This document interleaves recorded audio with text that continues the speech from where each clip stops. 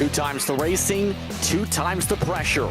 Tonight, the battle is on to determine a champion for Misfit Touring Series, as the late models tonight have not only one 100-lapper, but 2 of them. Welcome once more to Podium Esports and its coverage of the Misfit Touring Series, as it's time to determine a season champion.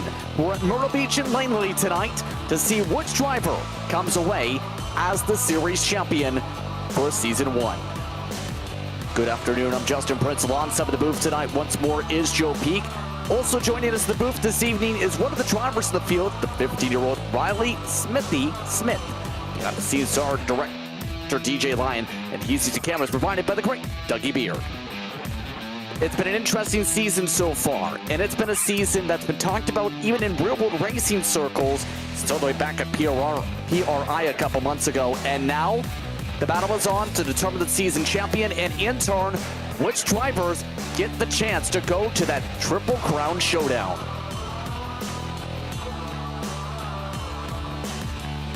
And as we get ready for the season ender here tonight, your thoughts on what we've seen when it comes to racing in this campaign, where many of some of the top drivers on iRacing come out, including Jake Sylvia, a 4-time winner. Well, Jake has been a fantastic racer this season, so he's got a lot backing up his credentials here today, if you will. So he's definitely going to be one to beat. But we have seen other drivers manage to step up here. So I'd say that while Jake is going to be a difficult competitor, I think that you do have to look out for guys like Michael Weissman, as well as a few others as we take a look at the track on top of things. Unfortunately, not here anymore in the real world, but we have it preserved virtually in iRacing, and it's more unique glory. The one thing I do love about this track, Justin, is it's a bit of an odd shape to it. I always love tracks that have sort of that unique facet to them, and also the curbs down at the bottom. You got to watch out for those little stones there, because they can certainly trip you up. In turn, as we get set for tonight's action, remember, for those who haven't watched along, it's the late model stock. Here's the format for the drivers tonight. It's pretty simple. There's 10-lap heat races, top 6 advance, and each heat utilized. In turn, if necessary, a last chance qualifier of 15 laps. Then the feature itself, up to 24 cars go to the feature, 100 laps for each of the races tonight. The storylines of the race. Keep in mind, last time out, it was the Podium 500 in its LCQ and dual day, hence why the doubleheader comes into play here today for Misfit action. It has championship implications for obvious reasons, because Sylvia comes in today as that points leader with 987 points. Tara Moore coming in with 885. Michael Weissman coming in with 837. They're the 3 favorites. And both of these racetracks today, in turn, Joe, could see a lot of multi-groove racing, whether it's Myrtle Beach, side-by-side, both ends, or Langley, where we've seen it at times some drivers get the top line working the short track racing. And it's a bit odd with Langley as well, because that is such a flat circuit over there. But we could see drivers manage to get that outside line working a little bit better. It's also a much shorter track, so it's going to be a slightly different nature of racing over there compared to what we've got with Myrtle Beach. But the car will be the same, 500 brake horsepower. So they've got a lot of grunt underneath this thing. You definitely got to be careful coming off the corner exits, as you can get a little bit too greedy with it, and you can chew up those rear tires. So preserving those going to be really key today. And they're very heavy cars at 3,100 pounds. So you can't really chuck them around too much. But I was actually surprised getting in them, doing some test laps, at how nimble they were into the corners. I was a bit surprised at how deep they can go without even really using the brakes, just kind of lifting off. Yes, indeed, especially when it comes to these types of cars. You can let the car roll a lot, but there's also an important factor to think about. The top 15 are eligible for the Triple Crown invite by the end of the season standings. For those who do not know, that's a 3-race Triple Crown showdown season, so to speak, that includes a $10 entry fee. 24 drivers make the cut in total for those races at Slainer, Bristol, and Martinsville, amongst those using the late model stock cars for those respective races. in turn, not bad to be able to have a chance to be able to battle it out for a Triple Crown. And in turn, if you become the champion of that Triple Crown showdown, you get yourself a custom handmade belt buckle from Molly's Custom Silver. All of that broadcast on Podium. Yeah, that's a pretty unique little prize that they've offered up. So I'm sure the driver is going to be excited to try and win that one out here. But they got to get there first, and you got to qualify for that Triple Crown showdown. So definitely some difficult tracks to try and race on. Very fast, short tracks, and each their own way there. But glad that they put this together for the drivers to try and sort it out for. So as the drivers get themselves ready to go for qualifying, that's in about 5 minutes from now. Let's take the time to talk with your top 3 championship runners very quickly here. Drivers just got told to get ready for qualifying, but real quickly, we'll get a word first with Jake Sylvia, a regular when it comes to the iRacing platform, also amongst those who've worked with drivers across the platform in short track racing under the Patriot marketing brand. Jake, you're the championship leader coming in. 2 races to get the job done to secure the championship. Talk us through your mindset entering tonight. It ain't over. You know, I got to keep on going. I still got a long way to go. We got 200 laps ahead of us. You never know. It is racing at the end of the day. In the virtual world, you know, you can lose internet and your power can go out. You know, computer can crap the bed. Anything can happen, just like in the real world with a mechanical failure. So, till I actually wrap it up, I know I'm here just to fight for every spot, like always. These guys have rated me clean. You know, Muller and Wiseman have been really, really good. So hope to do something here. It's not my best track. I'm not too confident here, but I know once we get over to Langley, it'll be a good show. So in turn, how does the car itself feel? What you've been able to bring in for the open set tonight? I'll be honest, not too good. It's probably the least confident I've been. I'm about a 10th off of one of my teammates, so it's not a setup thing. It's just a me thing. I haven't been able to click with it yet. You know, maybe the race will be a little bit different, but getting ready to roll out here and qualifying, and I don't think we're going to do much. So that's part of it. You know, you'll have these kind of tracks like this. It's the first one all season I've had this happen. So, you know, at least there's that. We've been consistent. I've showed my speed, so hopefully we'll be able to get something in the race. Once you get to qualifying, thank you very much for your time, Jake. Thank you. Jake Sylvia currently getting the car ready. They're doing single car qualifying. We'll show the results once that session comes to a close. Real quickly, one of the drivers, we'll have to shuffle around the order a little bit, that just finished the run, since Tower Moore is currently in the midst of runs. Let's talk Joe Peak with, I should say, Michael Wiseman. He's with Joe. Indeed, Michael's been very consistent this season, so that's always a strength that a lot of drivers will rely on to help towards a championship. And it seemed like Jake seemed rather confident, but didn't feel like this was wrapped up. What can you do to try and take the challenge to him, Michael? Honestly, I don't think I really got a shot. I just got to survive and maximize the best I can. Hope we get 2 strong runs. Messed up qualifying, which is going to hurt. Lose a few points there, but hopefully we got a fast hot rod in the future. That's really the important thing on that one. I mean, how do you feel having to make some passes around a place like this? They do have a decent amount of banking. We're expecting kind of 2 lanes of racing. Are you expecting the same? Expect 2, maybe even 3 lanes, but it'll be kind of hard to set up a pass and just gotta trust the other guy that'll leave you enough room, especially in turn 1. Them turtles can kill a car. I was just going to ask, I mean, do you want to actually be on the bottom on this one because of those curbs down there, or is it better to be up high? I'd rather be up high after qualifying. I had a 1 rolling, and we hit the turtle going right into turn 1, messed up the whole lap. Oh, man. Well, best of luck then, and make sure and stay away from him in the race itself. I'm going to try to. I don't like them. They hurt. Michael Wiseman, obviously, learning the lesson the hard way here, Justin, on those turtles. Yes, indeed. And those turtles definitely will snap back. You know who snapped to the top of the board in just the past few seconds? Tower Muller standing on by. He's second of the points coming in. Tyler, step 1 complete. get a good starting spot. How are you feeling when it comes to tonight, setting the fastest time in the grid? Well, I don't know how I did it, but I did. I'm a little nervous, but I think I've got a good car for tonight, so I'm gonna go give it my all. In turn, with how things are looking in the championship, with how tight it is between you and Jake coming in, you're still within just about 100 points here. What do you think it's going to take for you to become the champion? Well, I'm gonna need some luck on my side for sure. A good start here with getting quick time, that'll jump me some points on them. I definitely need to win tonight. That's for sure. I need to win at least one of these upcoming races. Hopefully it's this one. And I need him to hopefully finish maybe like 6 cars back. That'd be real nice. With that being said, we're just about to head to the starting grid. We'll let you get ready to go, Tower. Good luck tonight. Thank you. Tower Moore rounding out the top 3 in the championship standings, entering today's action.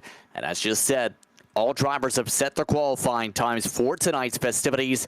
Tonight's racing action brought to you in part by SpartMax.net. SGO number 1 is a bio-based CLP that has a high-performance proprietary bio-based Soviet package that deep cleans and removes carbon, that also assists in a clean burn of the propellant to help reduce the cleaning times. The oil is a very special aerospace lubricant with proprietary lubricants that will allow the firearms to function very well in cold applications, to also to help reducing friction and improve the function of the firearms performance.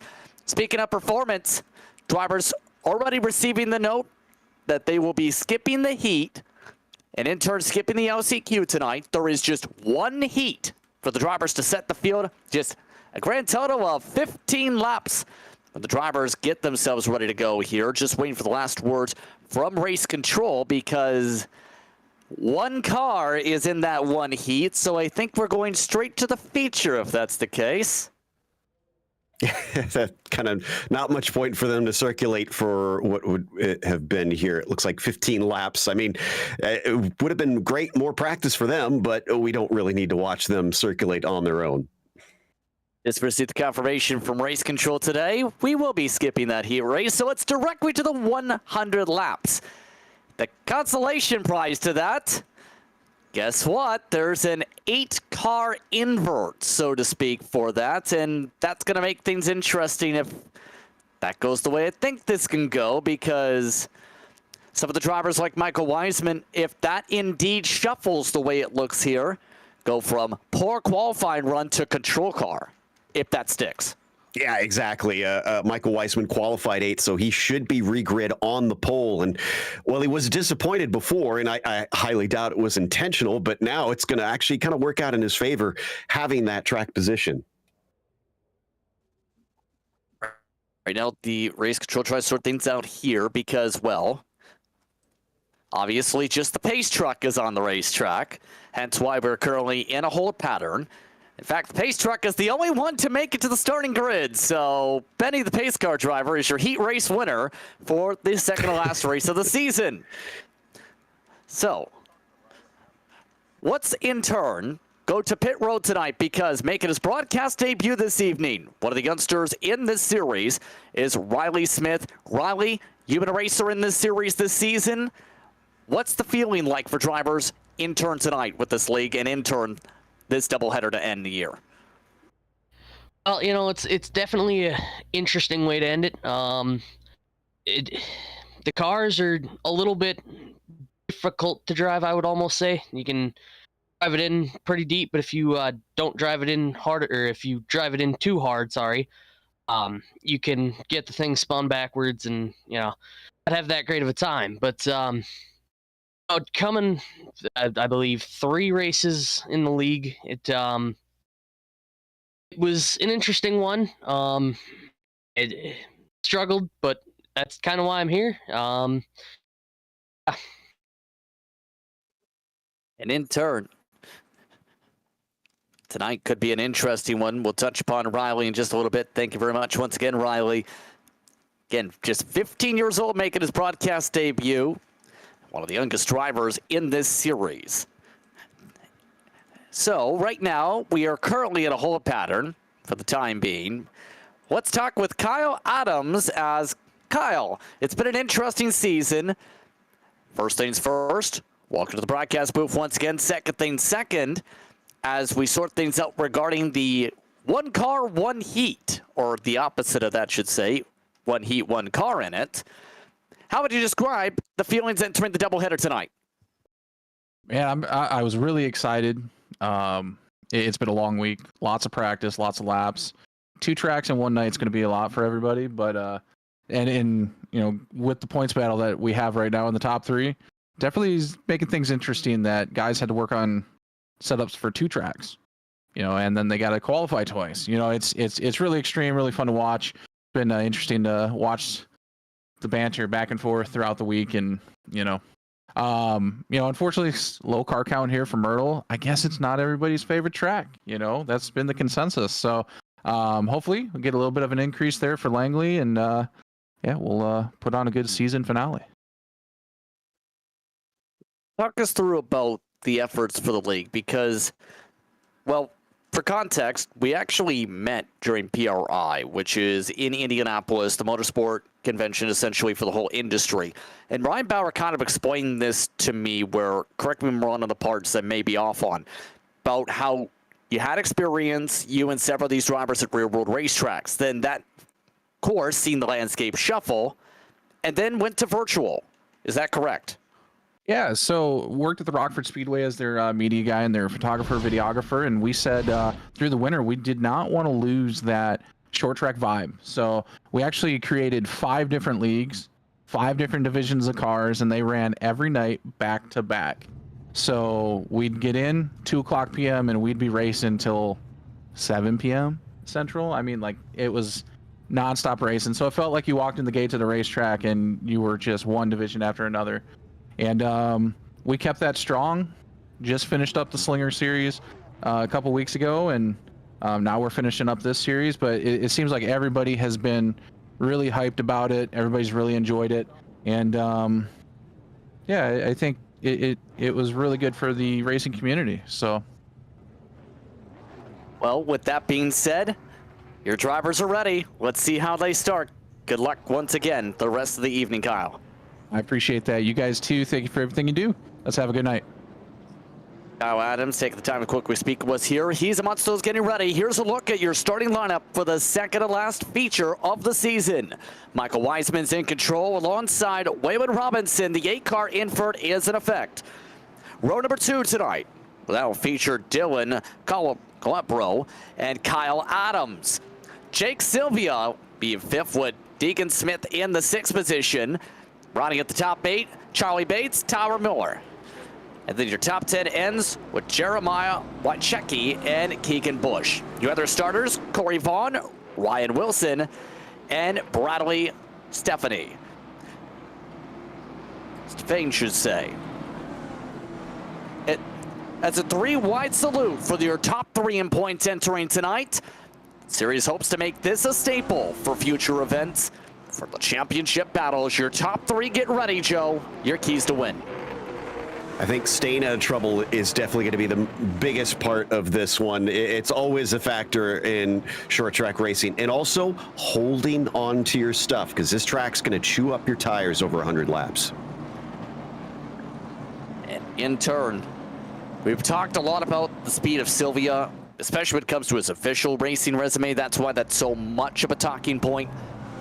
But in turn, based on what you've seen throughout the season, based on some of the interactions you may have had in the past with some of these drivers, based on the practice times being within a 10th, mind you, for the whole field, who takes the W for the first of these 2 features, in your opinion, and why? It's hard to bet against Jake Sylvia, honestly, and it sounds like he really wants to wrap this whole thing up. So I'm pretty sure you're going to see him wind up in victory lane, at least for this first one. But that might set the tone for the second one. So I don't want to make a prediction for the second one quite yet, but I do think Jake is probably your favorite here.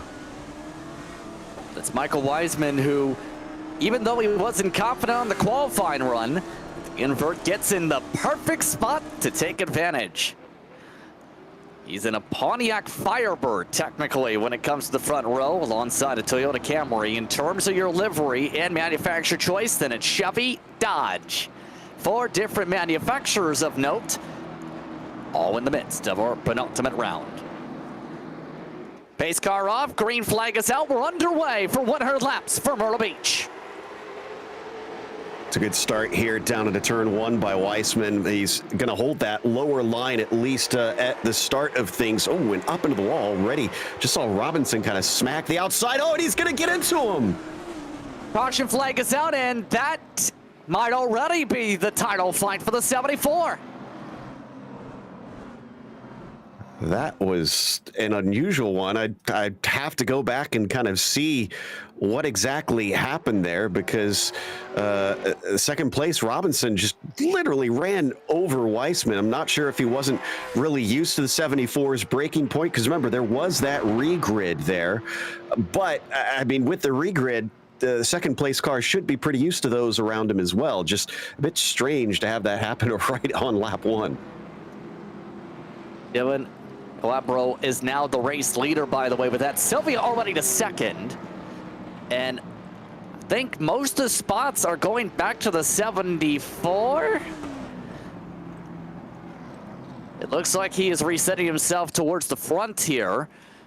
2 laps to green. EOL penalty to the 14-year-old racer from Wisconsin, Waylon Robinson. So yeah, Robinson gets that EOL because they give that EOL to who they deem to be at fault for the incident there. So he'll have to start from the back. That's a bit of a shame, considering Riley, he had that great front row start kind of in his hands and then sort of threw it away right at the get-go. Yeah, it was hard to tell. It didn't fully look intentional from Robinson, but stuff happens early in the race, and hopefully Weissman and Robinson can recover from that.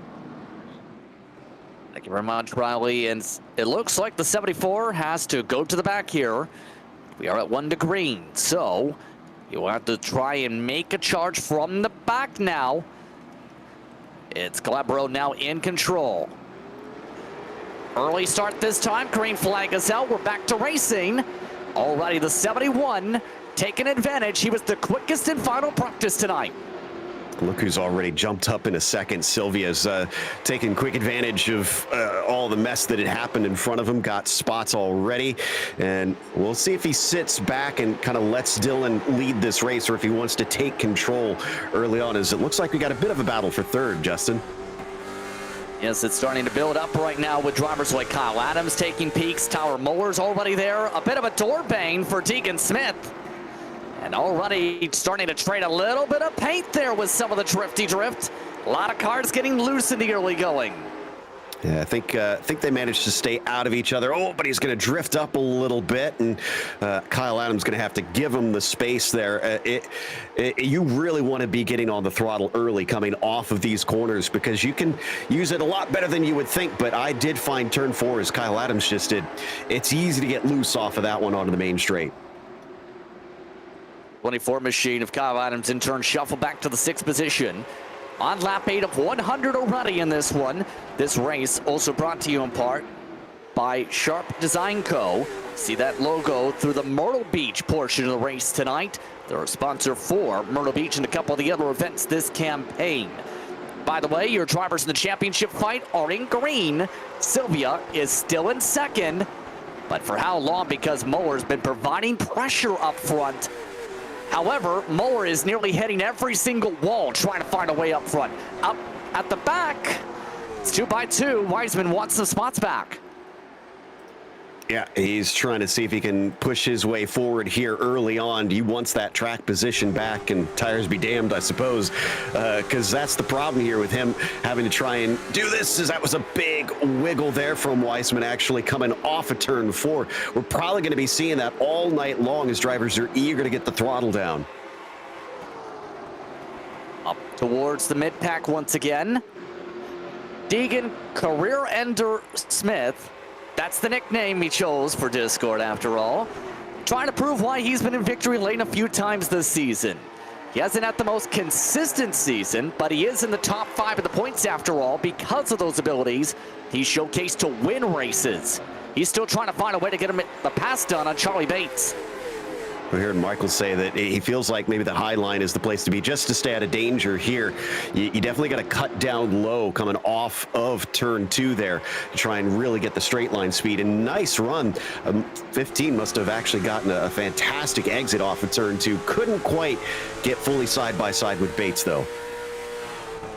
They're forced to reset. Oh, a big dive for second up the road. That's Moore alongside the 88 of Sylvia. The importance to get points is on. Sylvia gives him a lot of space, but a lot of sliding from that Team Zeems machine of Muller. Yeah, either Calabro's got really good pace here today, or Sylvia is trying to absolutely pace himself, allowing Muller to get to the inside. Almost lost a position to Charlie Bates on top of things. We'll see if he shuts the door. Yeah, he's going to go right down to the bottom and is already kind of giving a hello to Tyler. Keep in mind, there were no tire changes available in this series, and there's a perfect metaphor when it comes to one of the series that we've caught over the years, such as, say, bootleg that comes to mind. You have to conserve their tires in these types of races. The best drivers, like we've seen all season, this series especially too, are the ones who are best long run. If you burn your stuff up early, you're going backwards. Yeah, you have to be a big picture thinker in this series because we have seen drivers that have used them up way too quickly early on here. So Tyler's still holding on to that second place. If Jake is holding back, then maybe we'll see that reverse a little bit later on if Jake has more rubber underneath him and Muller had to use up some to try and find his way to second. Plus, I kind of want to see if that one car can catch the 71 now that he's ahead as we look a little bit farther back in the field now. Wayman Robinson making the pass in the 74. Still significant damage, mind you, to deal with for Wiseman. And you have to be wondering what the 89's thinking, because it's pretty clear that Bradley wants to go. But where do you go? It's a brick wall side by side. Yeah, he's kind of plugged up here at this moment, and I'd do the same thing that he's doing, is just give him a little space to feel things out because of stuff like this. There they go. Caution flag is out. Robinson and Wiseman both go around, and it's our second yellow. Robinson has already parked it. Yeah, unless you know you can trust those drivers around you, you just get a little room for error out there. And Robinson spinning around could have taken him out, but thankfully he was giving him about a car's length in front of him. That allowed him time to react, and Stefan was able to stay out of the mess the way that Wiseman wasn't. It's been such a disappointing day for that 74 after being gifted the pole position. And fortunately, the gift since then has been battered, bruised, and now his hopes for the title rely on a lot of luck. He is, mind you, more than a race out. A bad race here can mean the end of the fight right here, and he's already in the pit lane. Munsto's looking to come in and get the damage repair done. So the leader is still the 71. Calabro should say, still doing well here. And Riley, I'll go over to you here. What are your thoughts on the 71 as a driver and what you've noticed on his pace so far? He's had some really good pace here to start the race. Got that lucky break to get the pole restart after the first Wiseman Robinson incident start this race. But I almost don't wonder if maybe he's pushing a little bit too hard, if he's not abusing his tires and, trying to stay in front of this field. The same thing for Muller. I mean, they've been really close together, and I don't know if they're going to have the tires that they'll need to finish this one out. We'll see indeed what happens here. Thank you very much once again, Riley. And keep in mind, he is a driver that has some experience on the sim, especially when it comes to series like SARA, the Sim Auto Racing Association, for those not in the know. He's proven he's not going to be easy to make a pass on with how he's been able to have the speed. But the question's going to be, how long is that set going to hold on, Joe? Yeah, I mean, it's kind of something where we really won't know until later in the race, because I'm not sure how hard they are able to push. And some drivers are better at both being fast and conserving tires than others, too. So that's the other thing. It might look like it from our perspective, like he's pushing too hard, but then we get to the end and others still can't seem to catch up to him. Still set to get it back away. Quabro still in the lead. Moore in second, Sylvia and Bates, Smith and Adams, followed by Jackie and Bush. Green, green, green, backing away from Myrtle Beach, and off to a clean start up in the front. Side by side again is on for second. Moore already trying to give a little bit of a pinch. Sylvia has a good start though on that bottom groove. Yeah, Sylvia's trying to see if he can get that spot back here, but if he gives up quickly, then I think he is conservative. And yeah, he pulled back in. He's going to show his nose down into one. Oh, maybe he's not. He is going to try and fight him back. So yeah, never mind what I was just saying. He's not interested in conserving tires at this stage. He wants that track position back. Already some scrapes to the nose of the one machine. Tyler Moore has clapped the wall at least 3 of the past 6 laps under green. Sylvia, if anything, seems to be noticing the amount of tire smoke and also wall smoke, saying, if you're going to keep hitting the wall, I need to go now. These cars are pretty sturdy, so you can kind of brush up against the wall. I haven't seen anything too hard from Tyler up to this stage, so I think he's going to be okay. The real thing they want to be watching out for is hitting the corner of the car. If you hit it flush, you should be fine. Moore in turn, still keeping up the defense outside. And keep in mind, the more they run side by side this aggressively, the more both of their tires really, in theory, get burned up. Moore's the only driver on the top. Everybody else is on the bottom groove in the middle of the corners. Sylvia can't track up, though, with this battle going on, as you see from Bates. Yeah, Bates is in a pretty good position here. If they keep using up their stuff, he could try and pick their pocket, but he's going to be in trouble because below him, actually, Deegan Smith is now in the fray. A dive neat from Deegan Smith. He wants to go places. He is not wanting to wait in the midst of this. The 17-year-old from Fusion Setup Shop looking to make it 2x2 in the battle for second. Yeah, but you saw the problem with trying to pass on that bottom lane there. He was pinched down, which means you have to crank the steering wheel more coming off of it. And the more throttle you put in, the worse it is. Way up into the marbles there as Muller finally has to give up the ghost. And that's not going to help Muller's chances either, with him being more than a race back. And in turn, the battle is still on for third. Smith has been relentless today. Charlie Bates, he's been very quietly there this entire time. He has, and he's going to be able to get back ahead into third once again. Sylvia's now on his own, so it's going to be difficult for the 34 to try and tackle with him. Meanwhile, looking a little bit farther back, I think that is Bush, who's trying to see if he can get under Rychecki here through 3 and 4. And you see that in the backdrop right now, the 27. Bush trying to yaw that car out. Stefan in turn also making the move. That time by on Rychecki. Bradley, sorry, go ahead. I was about to say, picking your spot's going to be extremely critical when it comes to these passes, even though we're not even at the halfway mark yet. The timing difference between these drivers already 2.5 seconds to your leader. Yeah, but I will say, I think Bradley's been doing an excellent job coming up from the back of the pack. Remember, he started 13th, so he was last on the field, and he's up to 8th now, so a gain of 5. Only driver that's comparable is Charlie Bates, who's managed to gain 4. Yeah. Battle for the lead. It's starting to close up because look at the choo-choo train. The 71's pace has fallen off and then some. 0.3 off his fastest lap. The bigger number, he's half a tenth slower than the leaders right now, behind him at least.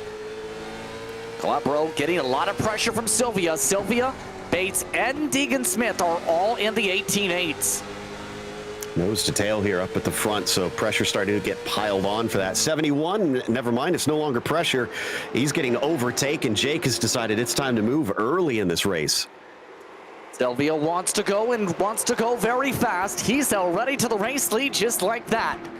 That comes on lap 38. Second, Charlie Bates. He's trying to make some cuts underneath, nearly make some contact. Yeah, going to try and overtake that second spot Calabro. I thought he was going to go farther backwards with how high up the banking he went there, but he managed it quite well. Still, I don't think he's going to be able to fend off Bates unless he's really good off the turns. And yeah, there you go. He's able to get the throttle down. Not this time, though. All the way through, sliding up in front of him. 34 is going to take second.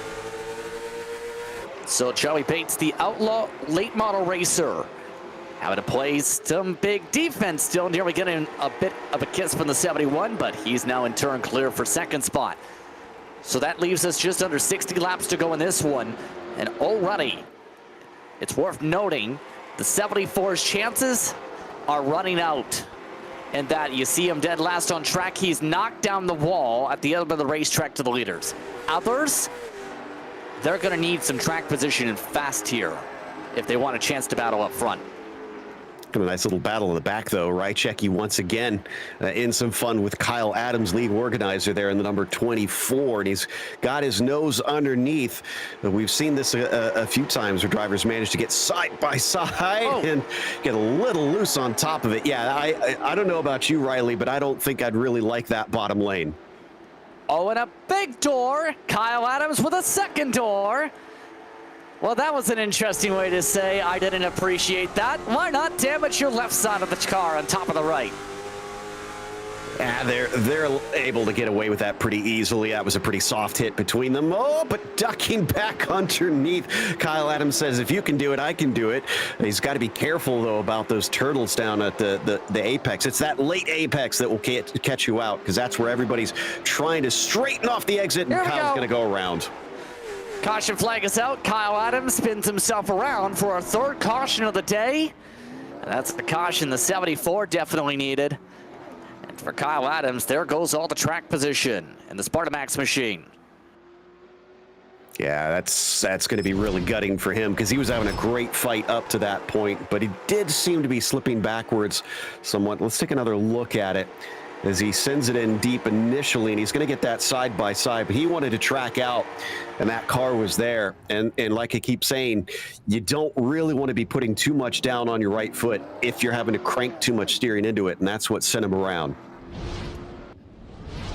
So with the caution flag, we have an interesting play on the racetrack. The 71 has pit. Everyone else has not. So leads the question, since you can't change tires, what's the play here? Is this down to fuel, maybe, in terms of the balance? I doubt it. I don't think it'd be worth giving up that much. May have some repairs that he feels like he needs to get, because he could have slapped the wall, maybe made some contact. Yep, I just saw the car kind of bend back into place a little bit. So he was experiencing a bit of damage out there, and probably wasn't happy with the handling. He clapped the wall apparently on lap 44. But with that being said, as we are now in lap 47, we'll take a quick step aside. More coverage coming up right after this. Racing isn't easy, but experiencing it is. iRacing puts you in the driver's seat with the industry's leading sim racing game. Drive on laser scan replicas of the greatest racing circuits from around the world. Go head to head against other drivers chosen by skill-based matchmaking to ensure competitive racing at every level. Compete across all your favorite series. In officially licensed cars, engineered to deliver the most accurate driving experience possible.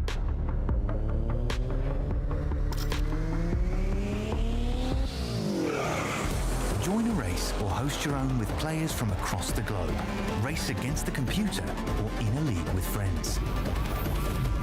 Feel the thrill behind the wheel. Visit iRacing.com.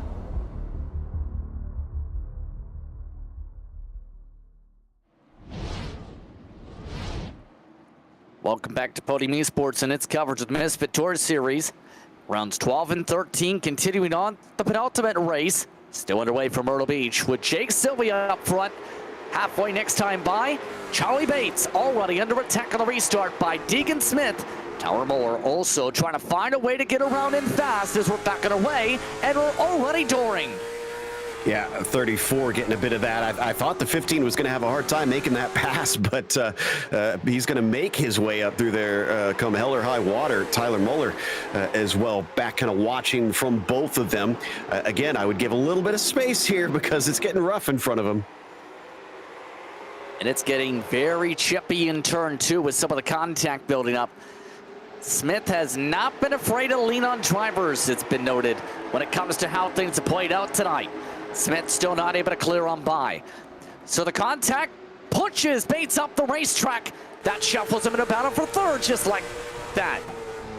Yeah, now Muller's going to try and get back in there as well. Remember, he was much farther up the order early in, but struggled a little bit today as he tries to cut back underneath those Bates, and he's going to go back at it with Smith once more. But I think Smith is a little too far ahead. No, great holding on there by the 34 to keep his nose in it. Bates and not backing down on this, and the more this helps out Sylvia here with this battling. Deegan Smith still not backing off.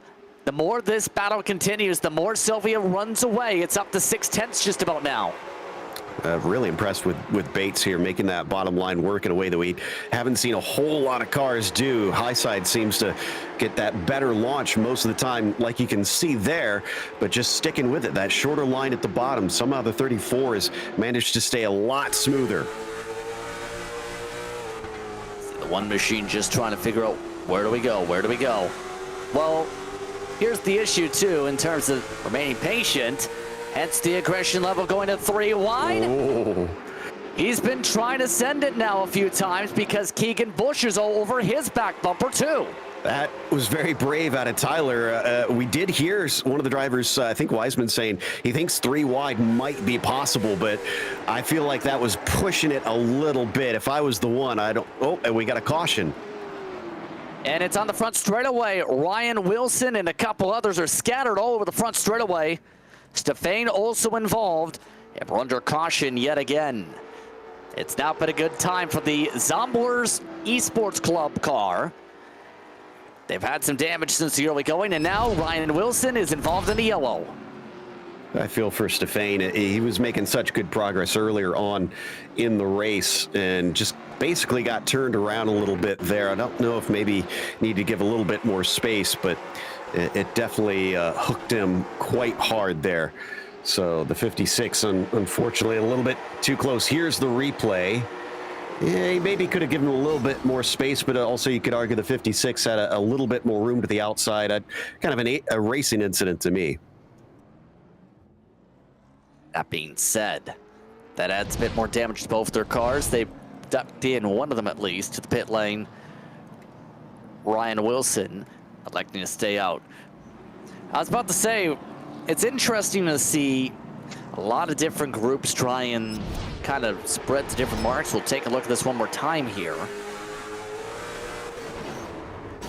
Yeah, that was a bit of a hard contact and hard lick after the turnaround.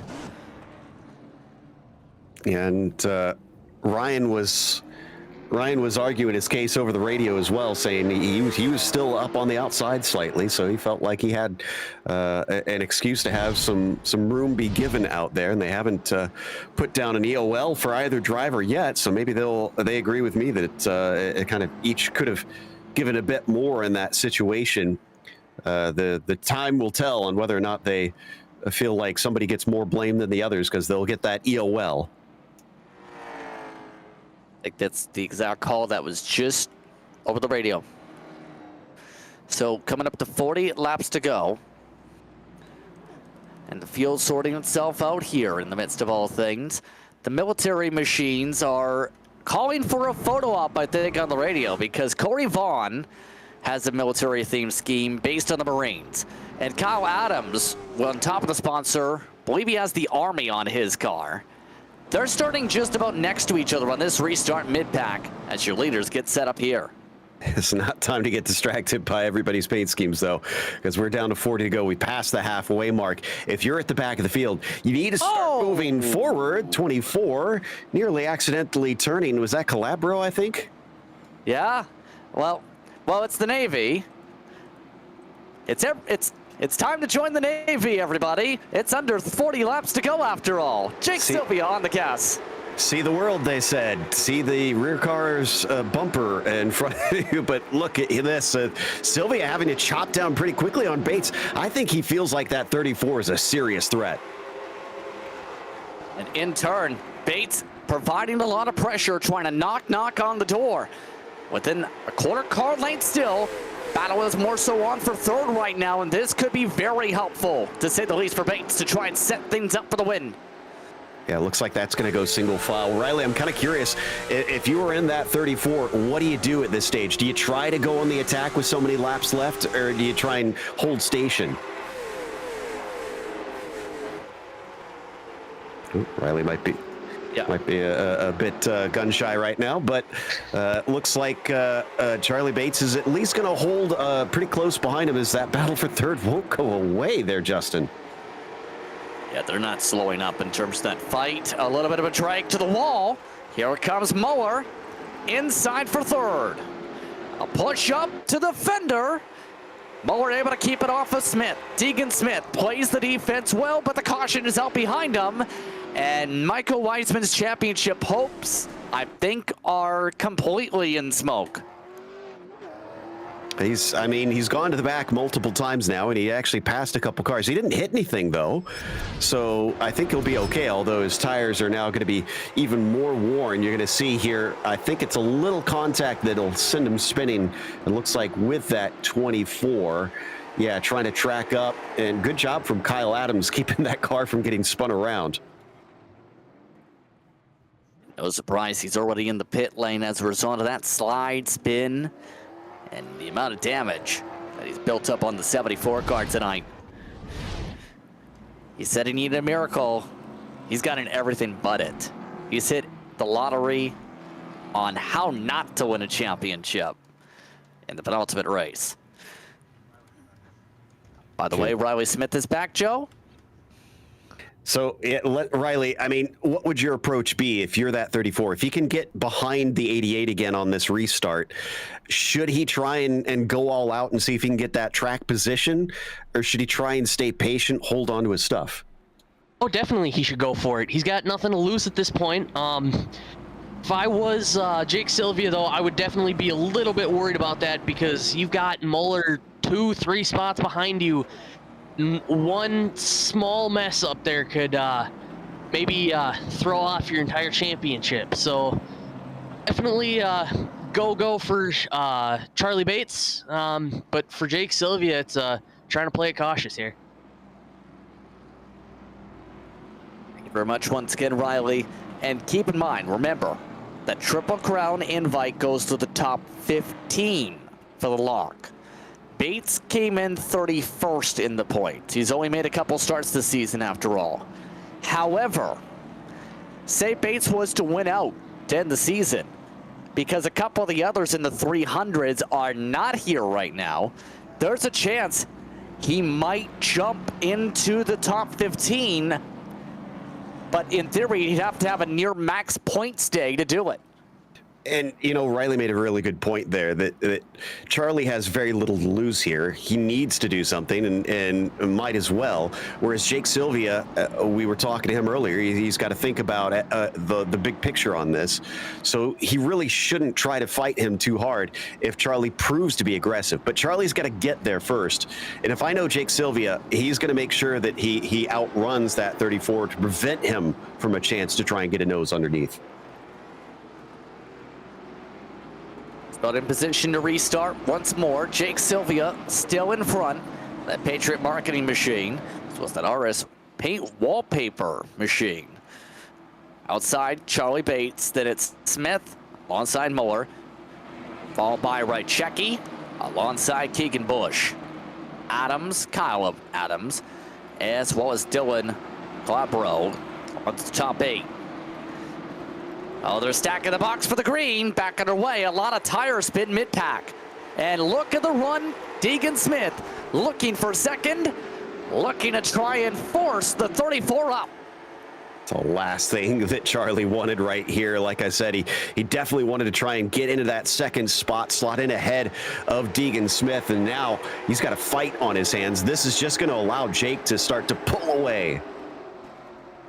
It's exactly what that 88 needed to see to be able to try and pull forward. All while Bates, he doesn't want to back off here. He's now using up the side of Deegan Smith's car. They continue to use each other up here. They managed to not quite make contact, but they're racing very, very closely. So far, it's working out. You got to wonder how long it will keep steady for the two of them, because if they keep failing to give each other room, eventually someone's going to wind up crying. And down behind them, Tyler Muller as well. Watch out for that number 1. Oh, they're getting a little bit too leany, though. Deegan Smith nearly got himself hooked there. Now in turn, Bates back on the door, back to the paint, back to the scrub, back to the slide once again. This is not looking pretty with the way it's looking. Muller, he's watching as they're both trying to shove each other up the track and down the track. Yeah, and the 34 is not going to be liking this, because now Muller's going to be able to get his nose in. 34 could wind up getting freight trained around the outside if the bottom line is starting to work out a little better. Still not clear, but there is a poke now for Muller in the midst of this battle. So technically now 3 cars side by side. Bates near contact, but gets saved by the bell. Caution flag. And it's Michael Wiseman. It's off the nose of Kyle Adams. And we're under yellow. There was some air involved. However, the aerodynamics on that car are to the point of meatball flag. Let's take a look at the replay here. 74, again, getting a little bit desperate, going 3 wide, coming down into turn 1. Tried to keep from drifting up, but I mean, that's a carbon copy of what we saw before. In fact, isn't that the same 2 cars, actually? I believe it is. The most recent, but for Michael, yeah, they were close in that. Though. Well, it was Wiseman getting into the rear of the left rear, the 24 of Kyle Adams. So same exact thing that he did before, and sadly didn't learn his lesson. Again, didn't hurt too hard. In fact, I don't think he hit the wall at all, did he? Not sure. And in turn, the 74's chances are done. He's out of the car. So that apparently that was the same replay as before. He did make contact with the 24, but this one was different. He got sent across the nose. So apologies. That's why I thought it looked so similar. I was like, that's the exact same thing. Yeah, it was in turn 2, the incident.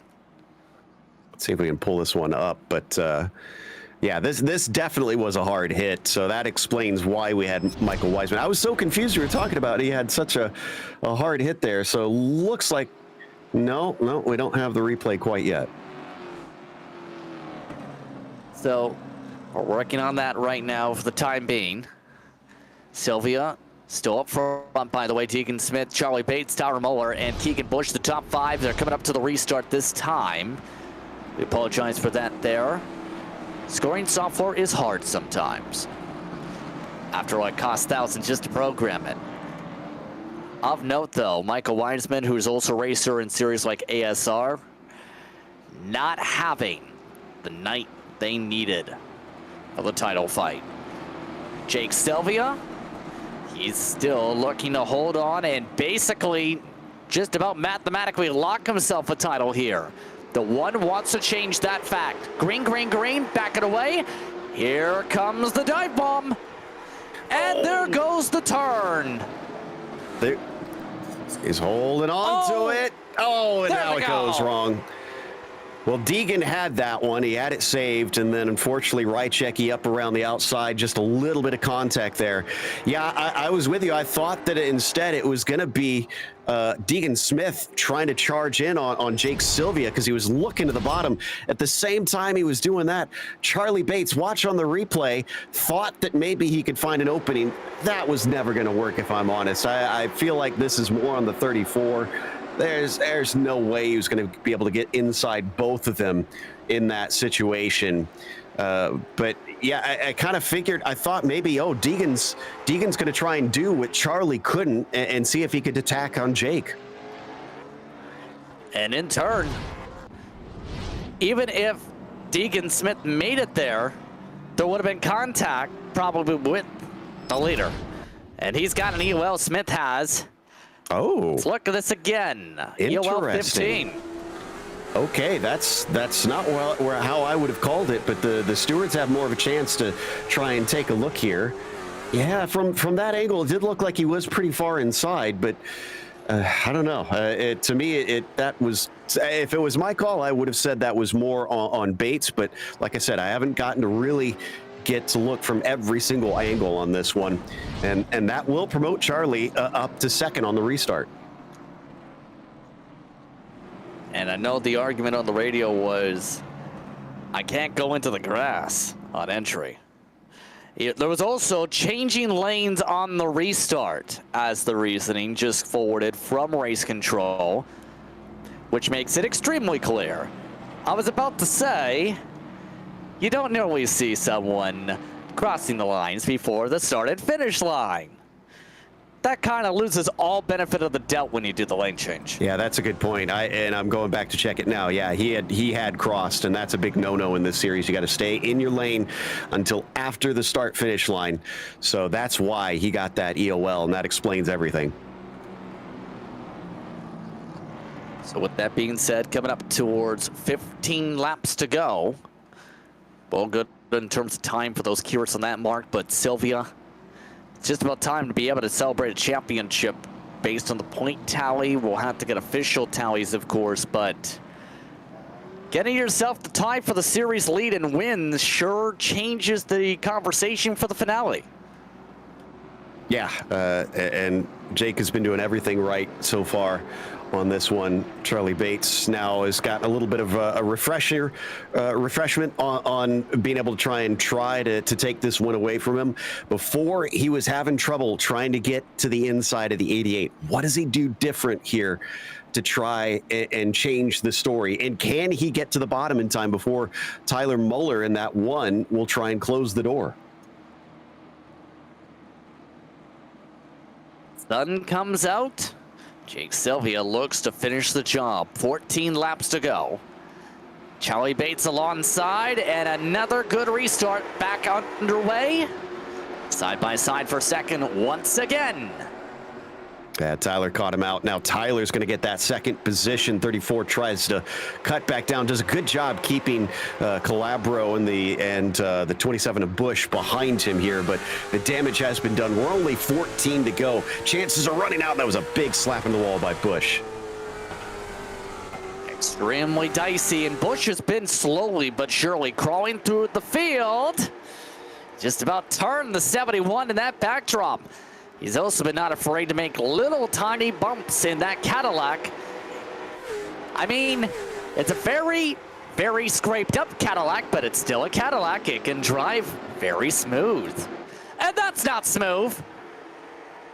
Yeah, just kind of fed him to the outside wall a little bit there, unfortunately. So the bow tie gonna unfortunately force the Cadillac to regroup a little bit here as he's gonna try and look to the inside down into turn one. No dice on that one this time, and this is definitely losing them touch with the top three, but we're down to going to be 10 to go at the line, and they're still not close enough, I think, for something to happen for those top spots. Keep in mind, your top two on the racetrack, Sylvia and Muller, they're within 2/10. Sylvia nearly knocked the wall down the last time by. That's why the interval just went down so much. But it's not going to be simple to get side by side. We've seen how difficult it is to even get side by side, let alone get a pass done here. Tyler needs to get aggressive on this. He's so far behind Jake in the points. He's kind of a similar situation to Bates here. He's got very little to lose. Might as well try and get up to him, but it's not looking like he's got the pace. Now that Sylvia's recollected himself, he's already gapped him by about 2 or 3 car lengths. The 19-year-old continue to run away. Lap traffic could be a factor. There are several lap cars ahead. Ryan Wilson, Michael Reisman amongst those. They have been told by race control to yield to the inside. They got to reach him at the right time, though. Wilson just hit the turtles trying to yield that spot. He's going to let one through, and he's going to try and let two, but he gets into the side of Muller. Wilson couldn't go lower than the wall, and in turn, Muller loses a ton of time. That might do it. That's going to be extremely difficult for him to come back on that one. That was really bad luck on his part. And Bates, I mean, he couldn't do anything in that situation either because they were slowing up in front of him. So he also lost time. Oh! One now really smacked it. Yeah, now they're extremely defensive with that wall snap and smack. Under 5 laps to go. Here's Bates. He's trying the diamond line. He's letting that rear end hang out to get the run. Already 1 block on the front stretch. Bates wants the chance to the inside. If he can't take the win, might as well try and go for second. Oh, he got the turtles there, and you could see the car jump on him. And that might hurt Bates' chances completely here. He might have 1 more chance to get it done. 4 cars all battling for the second spot. Sylvia up by nearly 2 seconds now, with under 3 laps to go from Myrtle Beach. And how about Dylan regrid up to 3rd and is now currently only 1 down from where he started. So he's basically recovered and made an excellent job showing he does have the speed to back up that regrid. And here we go down to the inside for Bates, but he doesn't get the overlap. Coming up to the white flag this time, a slide and a save. Calabro nearly getting loose around there. Coming to the white flag this time is Sylvia. Jake Sylvia looks to finish the job here. The 88 machine's been outright dominant today. He's had the pace. He carved his way to second right from the jump after the invert.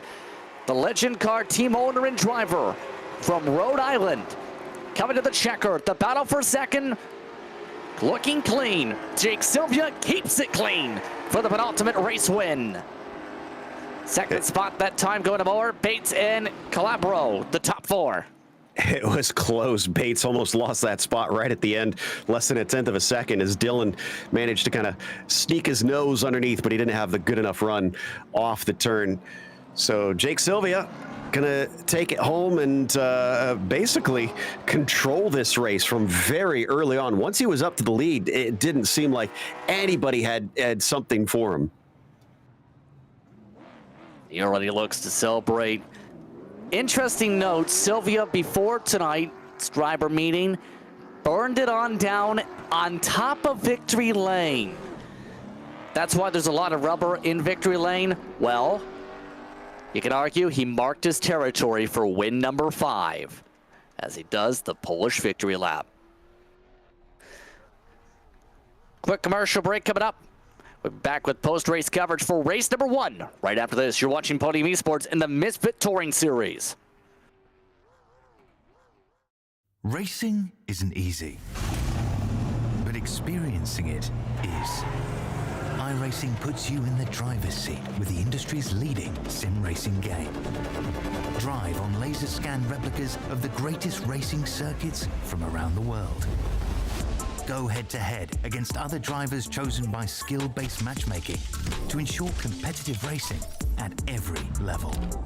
Compete across all your favorite series. In officially licensed cars, engineered to deliver the most accurate driving experience possible.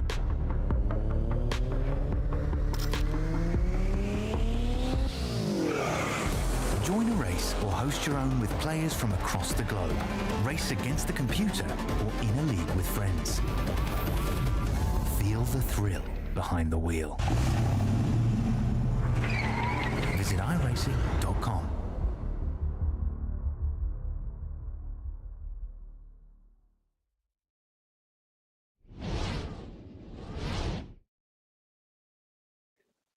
Welcome back to Podium Esports with its coverage of Misfit Touring Series Racing, the penultimate race coming to close from Myrtle Beach.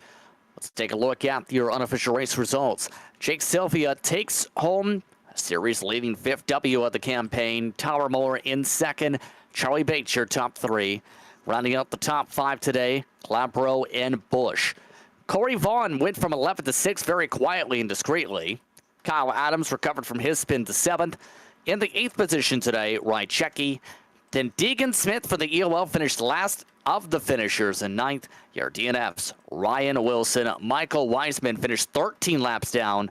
Then you have Stefane in the 12th spot, 38 down. Waylon Robinson crashed early, DNF'd early. So with that being said, that's a look at your running order here tonight. We'll start 3, 2, 1 when it comes to our talks. First up on the docket is Charlie Bates. Charlie Bates came away in the 3rd spot today, and Charlie, first things first, talk us through the fight for the race lead and for the win from your perspective tonight. Yeah, it was definitely an interesting start there, the way things unfolded that first lap or two. And then really I was just kind of hanging out, seeing whatever, just getting whatever I could take. I wasn't really trying to push anything.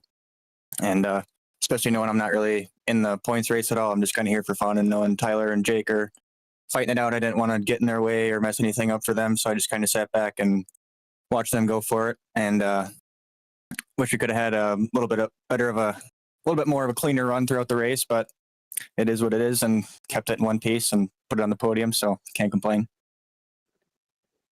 Well, technically you can get yourself in the top 15 with the Triple Crown if you get a win in the next race. No pressure. But in terms of tonight with Myrtle Beach, what made this evening so difficult to get a pass done? It seemed everybody needed to lean on everybody to be able to try and make a move.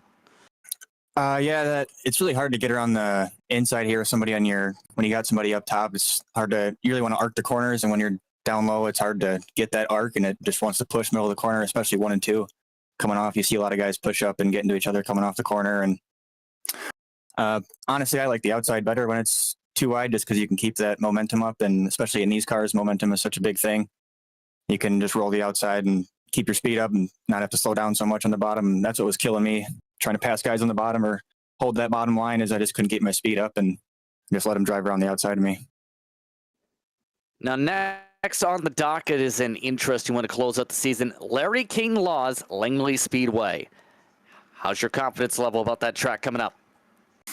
I honestly haven't made a crazy amount of laps there. I've made a little bit today, knowing we had a race coming up. And I think the last time I raced there was maybe a month or so ago. So I don't really have super high expectations, but I know I have a good car underneath me. So I just got to drive that thing and do the best I can with it. Well, congratulations once again on the podium today, Charlie. Good run once again. Anyone you want to give a shout out to real quick? Guys who put this car together for me, they know who they are. And yeah, I don't know, regular sponsors, Pro Cut, Tree Service, Auto Ventures, Auto Repair. And yeah, that's about it. Again, that's Charlie Bates coming away with the 3rd spot tonight. Thank you very much, Charlie. Thank you. Charlie Bates with the podium run here this evening. 2nd spot, Tower Muller. He had to work for it and then some. He's with Joe. Indeed, and worked pretty well on that last restart. Tyler, you did a great job managing to get to the inside of Charlie Bates to get that 2nd place away. Then from there, it looked like the lap traffic and maybe a few mistakes cost a chance to try to chase down the 88. What's your assessment? Yeah, I was driving way over my head trying to run down Jake because I knew I needed the points, and I made a bunch of mistakes that really slowed me down and tore up all my tires. And it was just after lap 80, my car started going, and I was just trying to hang on to 2nd because I knew I needed to get 1st or 2nd to have championship hopes still. It looks like it's been tough to try and keep up with Jake all season long. What is it like trying to preserve those tires out there? Because we were speculating a lot, especially early on, seeing who was trying to push hard and get themselves up to the front and who was kind of hanging back. Was there a lot that you had to do to try and watch out for them? Yeah, for the first like 30 laps, I knew I needed to get up front because, I mean, Jake started in front of me. I needed to get by him. So I was pushing as hard as I could, and that costed me. My tires were all torn up, and it was just really tough to pass after lap 50. So I needed to get up front as soon as possible, and I just started driving over my head and screwing myself over. Well, we're going to compact things even more when we go over to Langley, a much shorter track and a lot less banking. Do you think there's going to be even more impetus because of that on keeping that rubber underneath you? Oh, for sure. That track tears tires up very badly, so there's going to be a lot of people trying to save, and I'm going to hopefully take advantage of that. Well, we'll watch out for you. Congratulations on second place. At least it keeps things alive, sir. Thank you. That was Tyler Muller finishing second today. Justin? And in first spot today, touched upon this during the celebration. Jake Sylvia, during the warm-up, really set the tone when he established his presence into victory lane, did his burnouts before the driver's meeting in the middle of victory lane, and then did the driver's meeting, and then got to burnout for realsies during the race. Jake, dominating run once you got up to the front today. How would you describe this as this just about gets yourself a championship? Well, it's a lot better than I thought it would have been. Qualifying, just like I predicted, we were awful. I guess we just had the race speed tonight. It was good in the long run. Tires really didn't wear down at all. Felt like I still had another 10th or 2 in it towards the end of the race. I was able to change my line and kind of search for some stuff just for, future reference at a track here. But I mean, I don't know. That was good. I got some confidence going into the next one. We haven't sealed it up yet, but we're getting pretty close, so should be pretty good. Of course, just about a max points day when it comes to this respective race here. When you were seeing all the craziness going back behind you, what was going through your mind? Trying to hold on, but also doing with some pressure, including one near dive bomb for the lead. Yeah, I mean, I had to make it done.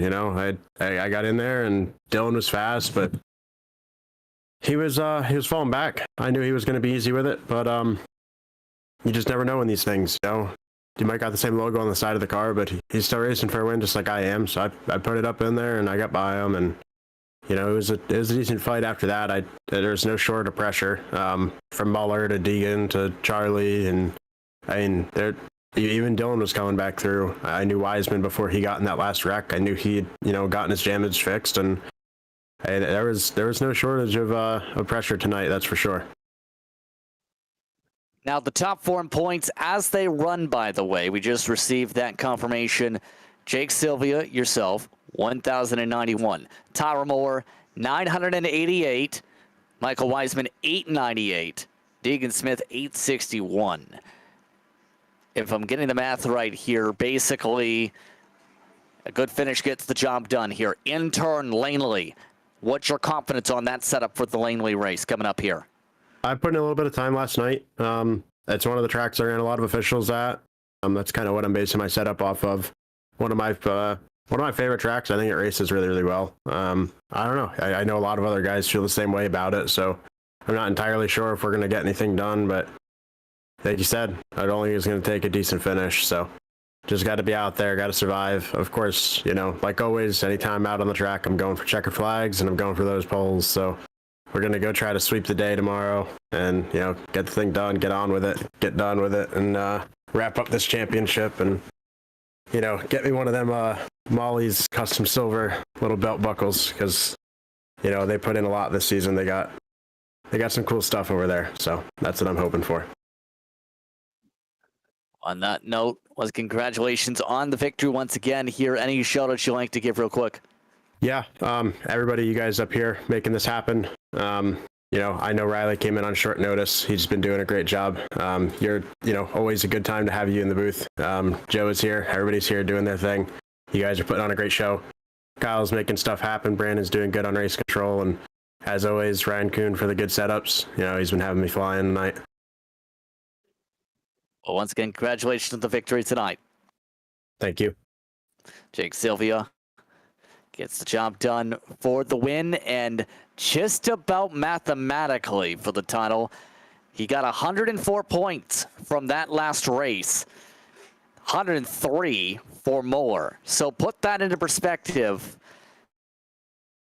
Basically, any spot can basically be a lock here, Joe, for the next race coming up in a few minutes. Yeah, exactly. So I think at this point, and this is the great thing about what the 88 has done, he's put this in control of his own, like he's in control of his own destiny is what I'm trying to say. So he doesn't have to worry about having a bad day as much. He doesn't have to worry about anything except what he does out on track. He can stay calm, just bring home even the smallest of points, and he's champion. We'll take a bit of a break. We come back, we'll be at Langley. So it's time to take the virtual train and get ready for our finale at Larry King Law's Langley Speedway. We'll be back after this short break.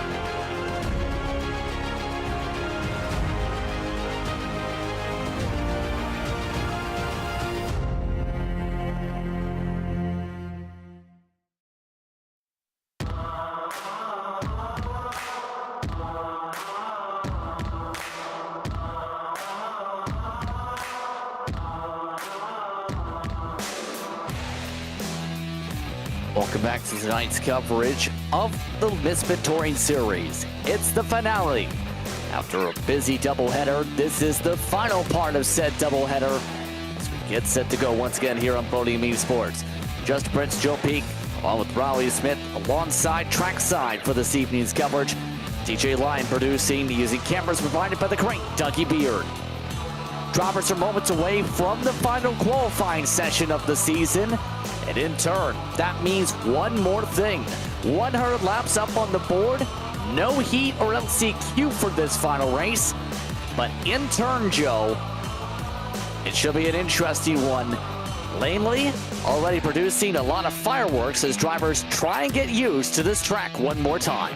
Yeah, this one is going to be a bit different than before because you're almost constantly turning at this track. So the drivers will have to watch out for those tires even more, as we heard some of them talking about it, that you're going to need them basically even on the straightaways here. And with it being so much shorter, that means shorter gears, that means more oomph underneath you, that means you have to be even more gentle with that right foot. 14-second lap times around this racetrack here tonight. Most drivers getting the bottom to work. Keep in mind, some of these drivers still have the Triple Crown Showdown to consider. Those point tallies for outside the top four still to be fully calculated, yes, but there are still some drivers racing for their chance to be in those three races. The top 15 end up getting automatic invites. Others, $10 the invite fee. So we'll see how things play out. This is the final race. For a chance to lock it in, drivers again have open qualifying for the single cars. So drivers waiting to find out who won the number draw. Now this is going. Qualifying starting with 15 is our word. Deegan Smith will start as the first car. And you can see him trying to light up the tires there. It's going to be important because it's such a short lap. You got to prepare the car, get it ready to go around here because you're on it immediately. You have to remember. Now, yes, we heard Justin say this is open qualifying, but they're releasing them one by one if you're new to this series. So we'll start here with the 15, and then we'll go down along through the order. And if you miss your call, well, then you're basically going to be sent to the back. The first lap now for Deegan Smith. He had an ELO, remember, in the last race after a caution late in the running. Before tonight, he had been a back-to-back winner at the Bull Ring and at Phoenix, a three-time winner this season. So far, his time's in the 14.8. Wants the 2 laps. And in turn, the good to go given for the next driver to come out already. Just like that, it's the first of those who said, I don't like Myrtle Beach. I'll wait until Langley. No, seriously. It's Terry Wansness, the first of the two who were waiting alongside for this race because they didn't like Myrtle Beach. Yeah, it's a bit of a shame. I do understand if this is just for fun, then might as well not do the tracks that you don't consider fun. But then I'm also kind of the mind that it's the more the merrier. So a bit of a shame that a few drivers weren't willing to try and challenge themselves a little bit there. But Wangsness is coming around with a 15 flat 076 there for his first lap. A little bit off Deegan Smith. He's going to have to improve if he wants to get within a quarter of a second here. Didn't set a time faster than 15 flat in practice, and yet an invalidated second lap. So who's next on the order? Well, It's Kyle Adams. We talked about the U.S. Navy machine. He had a solid run last time, and it looks like he's pulling out all the tricks to be able to try and get some speed in the 24. His fastest in practice moments ago, a 14.9. That's 0.2 off the fastest in session. Jake Sylvia's 14.7. Yeah, so he'll come around here for his first timed lap, and I kind of expected this. There is a little bit of banking, so that apron can help you rotate the car. 14.980, that's a lot closer to Deegan Smith than what we saw for Longsness. And now here comes the second one. Got to stay off of those walls on the exits. Like I said, you're almost constantly turning, so it's even trickier to try and get up close to them here. Second lap, 14.971. Gets to close to a 10th, but still not good enough to demote Deegan. Next up in the order in turn, Keegan Bush. He's been told to be skipped. Charlie Bates, not here. 54, Corey Vaughn. He's here. And so the 54 is next. And a slick paint scheme when it comes to Corey Vaughn for tonight, as he looks to close out the season in stylish fashion. Got a nice little Marines paint scheme that we were talking about earlier. A couple of the armed forces represented out here for this series. Starts his first timed lap as he was a little bit off the wall there, so not sure why he was leaving so much space. And again, tons of space left on the outside down the backstretch. Let's see if he repeats it here on the main straight. He's leaving almost a full car's width, so this is a lot of extra momentum that he could have been using here. Vaughn, keep in mind, he's been stellar in series like the Flying Aces outside of this campaign. This one was not a good run for him, a 15.1, 1/10 off his personal best. So, next up in the order, Keegan Bush is here. Keegan Bush just got the go-ahead. The 27 was in the 14.9s in practice as well. He's going as well. Interesting, they're going to allow him to do him a little bit out of order here. Thought that once you got passed up, you're not allowed to complete a qualifying lap, but they're going to go back to the 27 here. And I do love the sense of humor that he's got in it. He's put Bush Light on there for Keegan Bush. I used to use the peak antifreeze on my cars as well. And first time around ends up being the 14.9s, where it needs to be to start. He's one of the drivers with real-world racing experience with Keegan Bush Motorsports, after all. He's one of those with racing at Rockford in real life, touched upon by Kyle Adams. Not able to get past the 14.9s, though, in this quali run. Yeah, just improved slightly on that second time around. That's not going to get him higher than third. So that was a clerical error. That's why they're bringing drivers in a little bit out of order. So they didn't mean to send the next car out that they did between the others. And so that's why they're now getting Bates and Bush a chance to get on track. So Charlie Bates coming in, hoping to try and make up for the end of the last race and see if he can maybe get himself some redemption. And West driver usually races in Wisconsin, and Wisconsin Dells nearly gone like a bell into the wall. Bates that time by a 15 flat. He didn't get any practice time because, unbeknownst to probably him, he only joined the session 10 seconds before he got called into the racetrack. Second lap of 14.9. Ooh, not too bad though. That's going to put him on the front row, well, at least before the invert on the grid. So maybe he didn't really need that practice all that much. Next up on the circuit, already been called for, Ryan Wilson. And the 56 is now making the way onto the circuit now. You see the 34 parking down in the lane. It's interesting when you see the different esports clubs say, let's learn how to race. This is a team, mind you, that has club members trying to battle in Asia right now in various different game series. Ryan Wilson Going to try and see if he can get himself in the top 8 when all is said and done. We're getting word that they're going to invert the top 8 on this one as well. So similar to what we saw before. And definitely using that apron to try to rotate the car down at the bottom. 15 flat for him. And that's going to be good enough for 5th. So not too shabby. Next up, this is the other driver who missed. And he was dead last in practice, Alex Hawanar. The Hawanar Racing Team machine does have experience racing in various different series. We've seen him in the short track scene do well.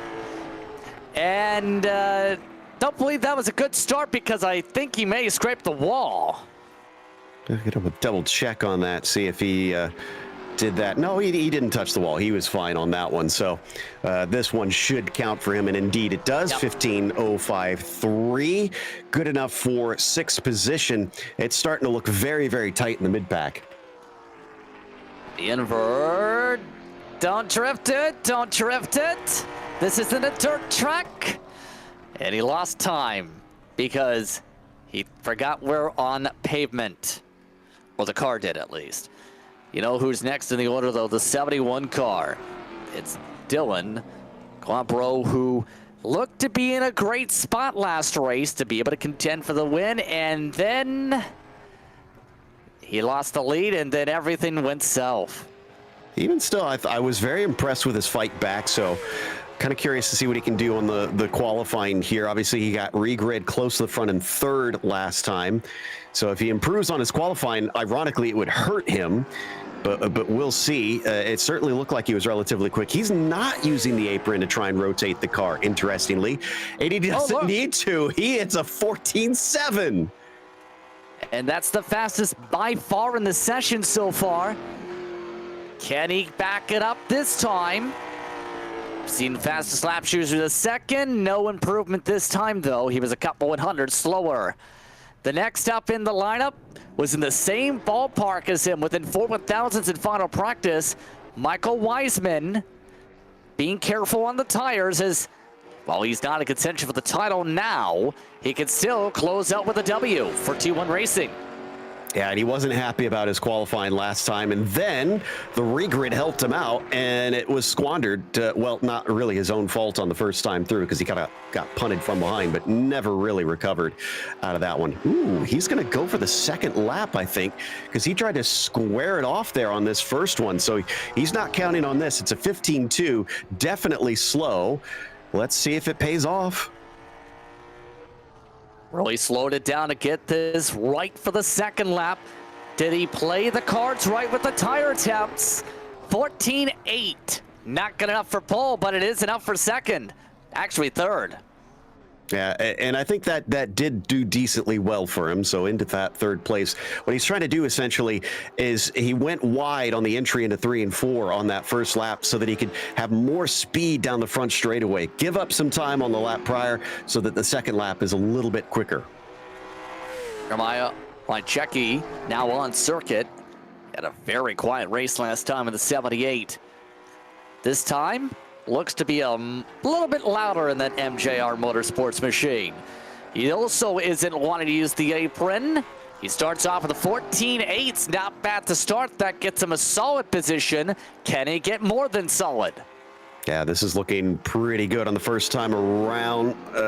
Again, yeah, off the apron there. Through 3 and 4. Could not get it to turn down.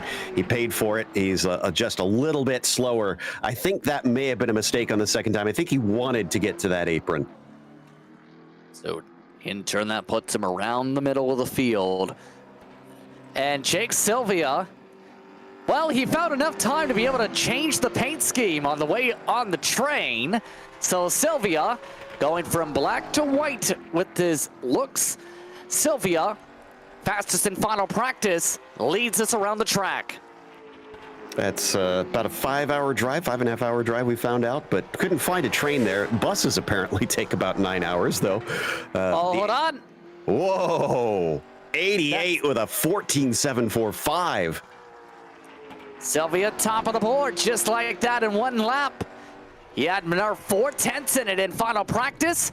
He just wasn't enough to be able to move it up there, but it's enough to move Sylvia to the top of the board with one qualifier to go. Tyler Muller, his best practice time was within 12 1,000ths of the pole time. Can he pass that personal best as he gets the run here? And Keegan Bush is kind of hoping that he does not get a good run, because right now Keegan would be regrid as your pole sitter. If this car qualifies higher than 8th position, Keegan gets bumped out of it and we'll have to start 9th. First lap could be the major telling sign. Muller, 14.773. He needs to pick it up. He needs to find 3 100ths, and he needs to find it right this second. Means Kyle Adams is now your provisional pole sitter on the regrid. Tyler, can he find a few hundredths? He does, 7.61, but he's still 16 thousandths off of the pole time, of the fastest time, I should say. But Tyler is looking like he could be a real problem for Jake Sylvia, especially since he's going to be starting in front of him this time. So that means one thing with the invert. Kyle Adams will be the pole sitter provisionally with the field invert. Charlie Bates, Jeremiah Rychecki, Michael Weisman, Deegan Smith, Dylan Glabro, Tyler Muller, Jake Sylvia. Once they get manually inverted, these drivers get set up here. So Jake Sylvia leads the qualifying session as a whole, led the way in practice.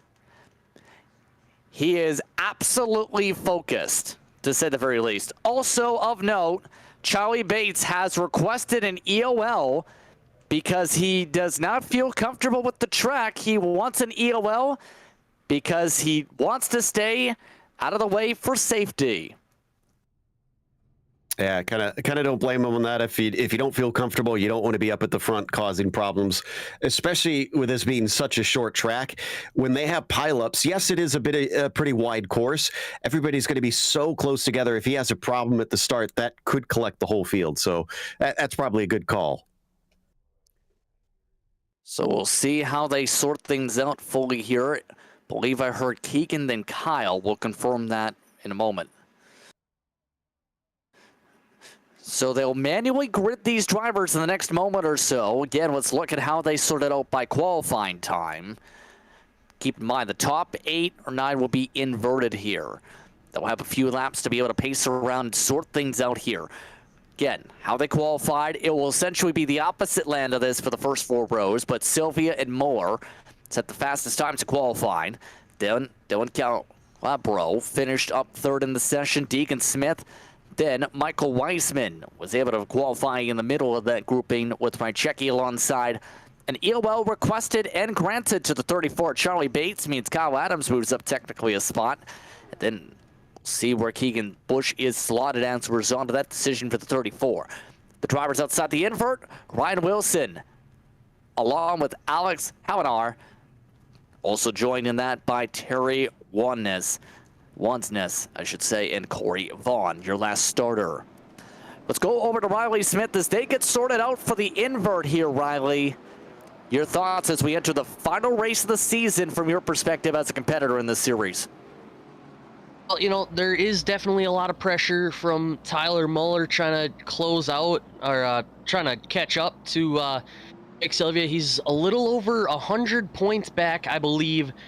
So any point matters, and you know, for Jake Sylvia, all you got to do at this point is finish. And it's gonna be interesting to see how they both do. Michael Weisman was in it in the last race, but unfortunately, due to the rough racing that he had just a little bit ago, he about 200 points, I believe.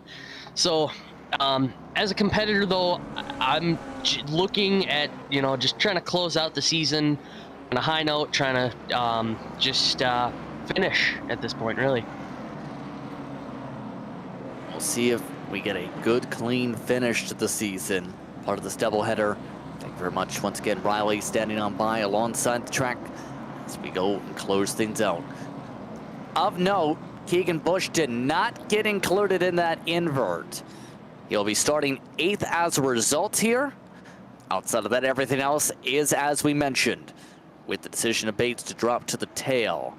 So as they finish up the sorting here, Joe, what are your final thoughts before we get things started for one more time when it comes to the campaign before the showdown of the Triple Crown? My thought is that I looked and checked. The last time we were a track this short was at the Bull Ring, and that one didn't go so smoothly. There was a lot of cautions and there was some messy racing. So crossing fingers that this one will be cleaner, that they've learned a bit since that one. But if we're going based on history, get ready for a bumpy ride. Leave 2 to green on the pace truck. We'll see if we get the restart here or next time by. The lights are already out on said truck in turn. Kyle Adams trying to make sure the tires are ready here as the control car. And we will get the start here. A quick green flag from Barney. Right check, he's not ready for it. And already the inside line is going. We're underway.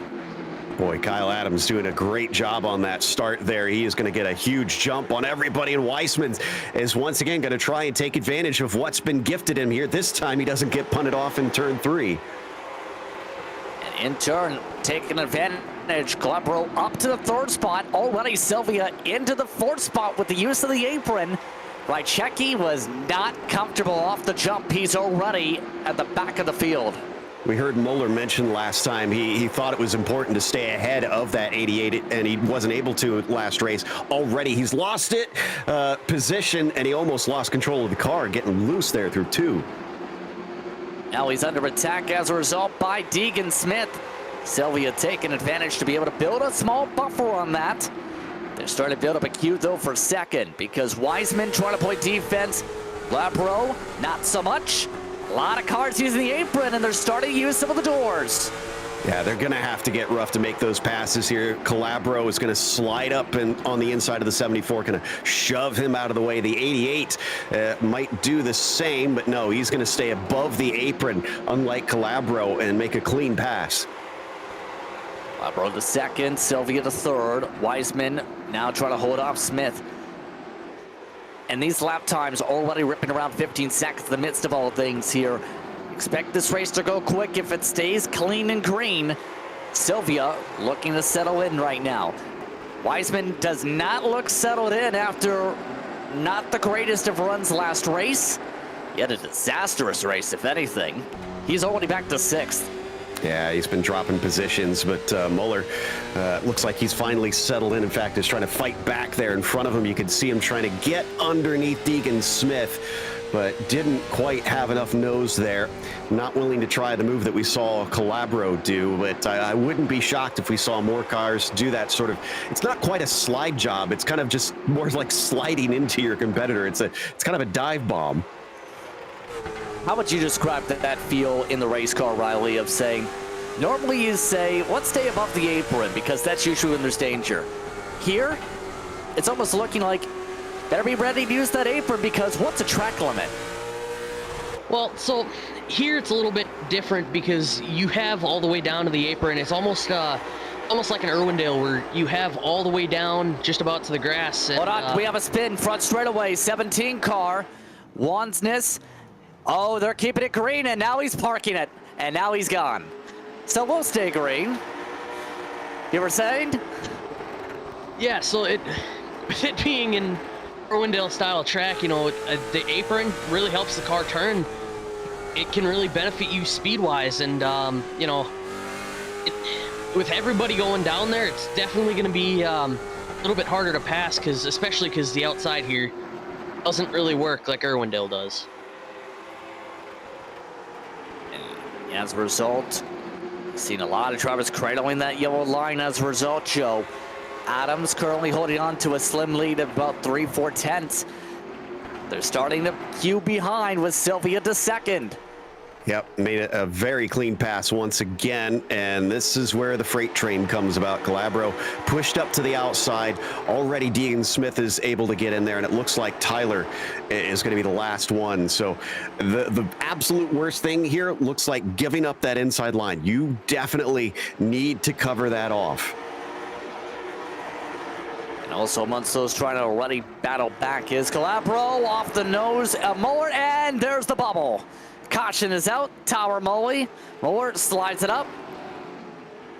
And we're under yellow for the first time on lap 16. The 71 taking blame on the radio. Yeah, sounded like there's a little bit of disagreement at first there, but 71, I'd say, yeah, a bit at fault on that one. It was a late move, although he did have a pretty good presentation. The one maybe could have left him room, but he wasn't even touching that yellow line initially. I think the 71 just bit off a bit more than he can chew. And oh no! The one just got an EOL and stopped in front of some cars and just nearly got flipped over. Muller tapped out and accepted blame. That's why he got the EOL, but no one was ready for him to stop. Gotta try and get yourself out of the racing line, or else that stuff like that can happen. Yeah, it looked egregious there on camera, but once you get context, you kind of understand what was going on. So, no harm, no foul. I don't think anybody really got any damage out of that. So as we pace around the racetrack, a reminder tonight's action in this series brought to you in part by SparkMax.net. SGO number 1 is a bio-based CLP that has a high-performance proprietary bio-based solvent package that deep cleans and removes carbon that also assists in the clean burn of the pellet to help reduce the cleaning times. The oil is very special aerospace lubricant with proprietary surfactants that will allow the firearms to function very well in cold applications, also to help reducing frictioning and to improve the function of the firearms performance. Long story short, it involves firearms if you don't understand what any of that means in keeping them clean. Speaking of keeping it clean, it's been clean outside of that moment so far. Let's get ready for the restart. So Kyle Adams is now in a situation where he's going to be restarting on the inside. He's going to have the jump, but the 88's probably going to be on him very quickly. And again, Jake Sylvia does not need to win this race, so he doesn't need to make any risky moves. If I'm Kyle Adams, I'm going to keep shutting that door, force the 88 to try and do something risky here. Green, green, green, back underway. And already Sylvia using it outside to a treat. Trick or treat. Sylvia wants to make it work on the outside, and Adams nearly to his door. Wow, I was not expecting this. I thought the 24 was going to get the jump here, and he was a little late on it. The 88 caught him napping, and he's almost made the pass there around the outside. Now, here's the danger. The 88 is on the outside, and there is no openings behind him. He could get freight train unless he makes this work. Now they're nearly rubbing the paint off each other. Sylvia pushed up out of the groove. And right now, Sylvia's giving as much give and take as he can. Deegan Smith, he's running out of it because he's starting to take some peeks for 3 wide in this. Yeah, this is working out great for Deegan there. Oh, he just about made contact with the 24. Almost got him a little too loose, but he saves it. And the 24 is pinching down pretty hard out of turn 4. That, I think, is the weak point for Kyle Adams right now. He needs to track out and force the 88 to really kind of have to drift up high. Adams trying to finish the job to close it out, clear it. Still can't clear it. Nearly pushing up again into Sylvia. Another push back down for the 88. Deegan Smith able to shuffle off the 71 from side by side. Sylvia's getting lower and lower, though, on these exits. Yeah, this is not looking good for Kyle here. Now that Jake knows that he can pinch him down, that's going to hurt the exits more and more and just chew up the tires for Kyle. And Adams is struggling out of turn 4 especially. That seems to be where it's like the car says, no! This time, he slings it in to clear himself. That'll do it. Just get your elbows out and push him out of the way, and that will finally get him the position. He could try and get down in. Yeah, he's going to find a spot in 3rd place. So a little bit of bad luck there for Jake Sylvia, but he limited the damage very well. Here comes Smith, though, who wants to go knock, knock on the door next. I don't know how Smith is going to play things out. Sylvia gave him a lot of breaks before. Deegan Smith, he'll use all the apron to use you up, as we've seen at Myrtle Beach, and now he's got Sylvia on the apron. Oh, this is not good news for the 15. Sylvia probably is going to have an easier time trying to make these passes on the inside. And indeed, wow, the 15, maybe a little too gracious and giving him more than enough space. Still able to jump to third, and here comes Sylvia again. Adams a terrible run out of turn 4. And now Adams is forced completely onto the flat. Sylvia plays it perfectly. Can he get it done? He nearly spun himself trying to slam the door shut, but he's just about got it. Adams is keeping good defense, though. It's definitely Jake Sylvia is the faster car once again, going to elbow him out, and he'll hold on to the position. Yeah, the 88 has got to find a way to get underneath. This time, I'm not sure if he's going to be able to slide back into third, though. Remember, Sylvia essentially already the title winner with the point structure. Still want to get the win, though, to close it out. And Kyle Adams is kind of making it clear. You're going to have to race me clean to get it done. Trouble behind him. This could change it. Caution flag with Sylvia with an edge, and a couple are upside down. Charlie Bates is upside down to the front straightaway. Ryan Wilson again is in it. Also in it is Tower Muller. And now Bates is fully upside down. Yeah, and unfortunately, Muller might have to take a second blame on this one. He got into the back of the 34 to kind of start the spin. I don't think it was completely his fault. There was a checkup that he just couldn't see, and that's why he's gonna reach the back of him and turn him around. But then, you mentioned it, the 34 was prone, and not everybody got the memo and just gets kind of rolled over. And yeah, at that point, Charlie says, I'm done. He parks it for the night after that one. So that being said, Lucky Dog 17. Racing incident is the call by race control. And Sylvia is the leader. Kyle Adams lost the lead by a couple 1,000ths of a second at the time of the caution flag. That's gotta hurt. I kind of wondered. I saw that caution flag come out. I was looking right at them, and I thought to myself, that 88 looks just slightly ahead. And the timing tower agreed. So Sylvia will now have the advantage, and Kyle Adams is going to have to be put into the position that the 88 was in. If I'm honest, I don't think Kyle's going to be able to do the same thing that we saw Jake did, because it definitely seems like Jake has the fastest car today. Ready for the restart and give a slight clarification on Spartamax. Double check the details on that. It's not just involving cleaning guns, it's about cleaning tanks, actual air fighters, machine guns. Yes, that is a real thing. Can they clean trebuchets? Seriously, yes. Yes, I think that's a thing. I think that's what they do.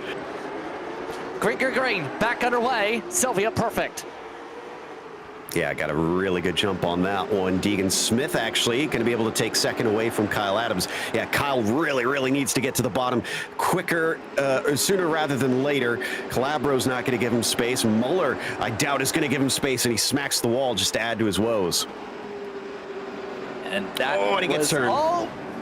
Caution flag is out. Adams gathers it up in the heart of the field. No one else hit him, but that was a quickie yellow. Yeah, Keegan Bush kind of started him, turned around, and then turned it back straight right when they threw the caution. Great job. Everybody just avoided the two sliding cars in front of them. So really no other problems other than everybody just needs to regroup from here. Let's see what happened here. A couple of them hit the wall, and then boop. Yeah, very quick. Just like I said, kind of hit the left rear of the car, and then hit it again, turns them right back forward. I imagine Keegan's probably going to get the blame on that one and being sent to the end of line. But interestingly, Kyle Adams was not allowed to get his position back. So he's actually in 11th now. And it'd be a bit surprising if they give him the EOL here, and unless he's kind of putting his hands up. Racing incident. That's the call. No one getting a penalty there. So with that being said here, coming up towards midway already. Sylvia is going to be difficult to pass the rest of the way now that you have the 88 in the lead here. So what do you do to take this lead away without knocking him out of the way? Riley, what's your insight on how you would pass Jake? Well, Jake, he is a really good driver. You know, he's fast too, so that helps him. But for Deegan, you know, running second right now, and Calabro running third, they very much have as much of a shot as Tyler Muller in fourth does. They've just got to kind of get Jake into a spot where, you know, he's maybe not the most comfortable and use that to their advantage. But not super confident that they'll be able to do that just based on Jake's speed here early on in the race. Thank you very much once again, Riley. So we get prepared for this one again. Sylvia, Smith, onside Calabro and Muller, Bush, Wiseman, Hawanar, Rychecki. Pace truck is off, green flag is out. A good start for Smith. And Smith in position to try and do something. However, something is defending instead. Second is on because the 71 is there and moving him up the track. Just the lightest of touches between them. It's all fair still right now. Yeah, Calabro knows this is his best chance. But the problem is, I think we're going to see this all night. The even-numbered cars are obviously going to be disadvantaged. So drivers are going to be fighting to get to that second place. And then suddenly they're going to get shuffled back as soon as we get another caution. So I don't know if you really want it this early in the race. Meanwhile, guess who's back again? It is Tyler Muller, all the way up to third already. That's despite the fact his entire left, rear, and right front are basically demolished at this point. As you said, these cars are fairly solid in durability. Not really impacting him despite the aerodynamic inefficiencies. He's got to run for second. So he's now going to try to get underneath, and as we've seen, once you manage to get that nose down there, it's more of a matter of time than anything. And poor Calabro is not going to be able to get in behind him the way it's looking, because Deegan Smith is filling the gap quickly. And now Muller in turn trying to make the rotation work on the inside. Does, moves up to second. Keep in mind that 71's been also dealing with significant nose damage. And he just got his nose chopped off by Smith. So 15 going to get in there. Calabro back to fourth with that one. Nice job limiting the damage on his part. But all this battling has meant, look at the gap up there. It's almost a second up to Sylvia. Again, all he has to do is manage this from here until we get a yellow. So he doesn't even need to run away any more than he is now. By the way, we are now just past halfway in this race. We'll see how this season finishes out. Sylvia is already essentially the champion here, as long as he stays running on the racetrack, in theory.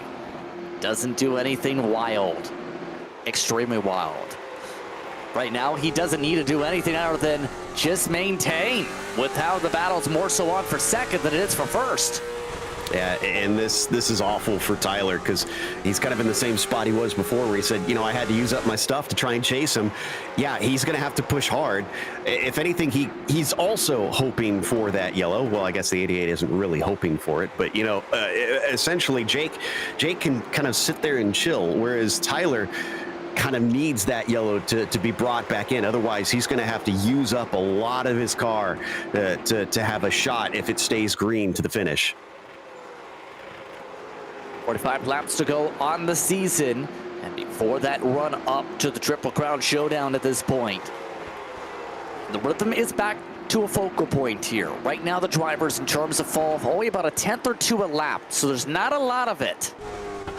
For the most part, though, that's kind of the key, especially when it comes to the setup side of things. Riley, I want to ask you a bit on this one.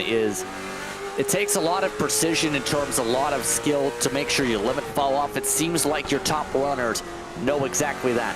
What would you say in this situation if you were in this with how little fall off we've seen this race? Yeah, well, Langley, with the late model stocks here, they don't have as much fall off as the street stocks do with, you know, a little bit wider of a wheelbase.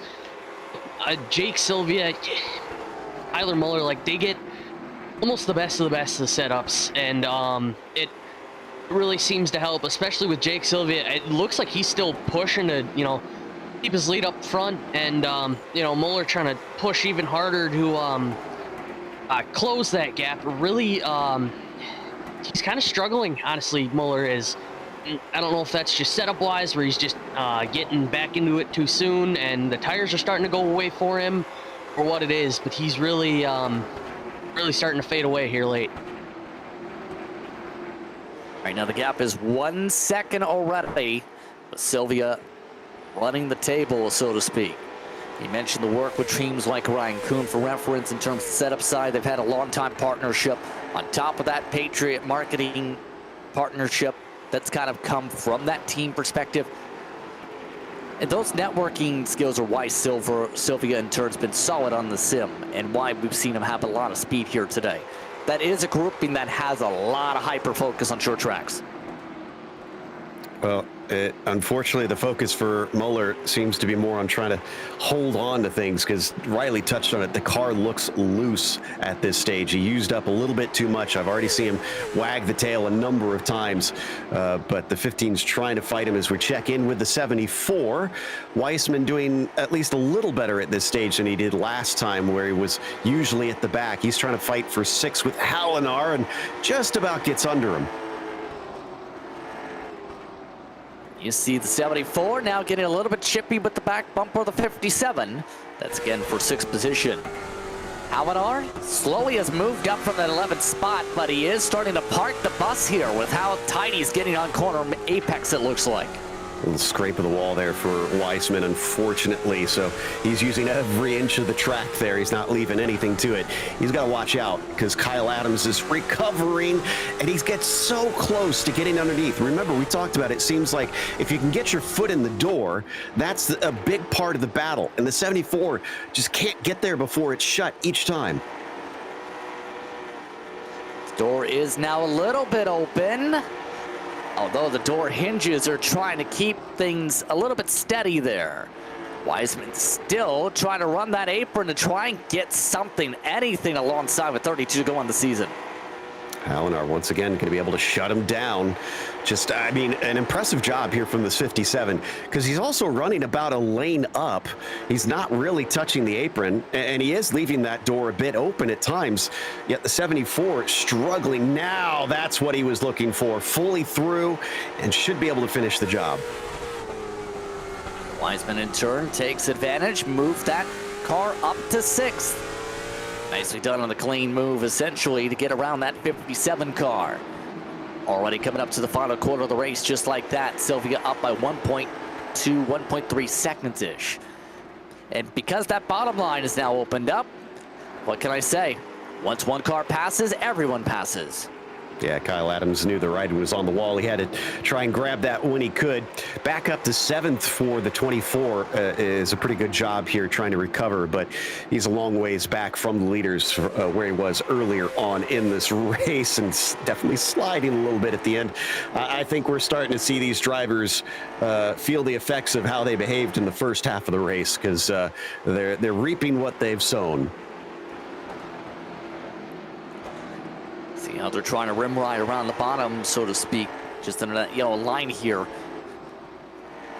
And still, Muller's done solid, but solid's not good enough when it comes to speed pacing here.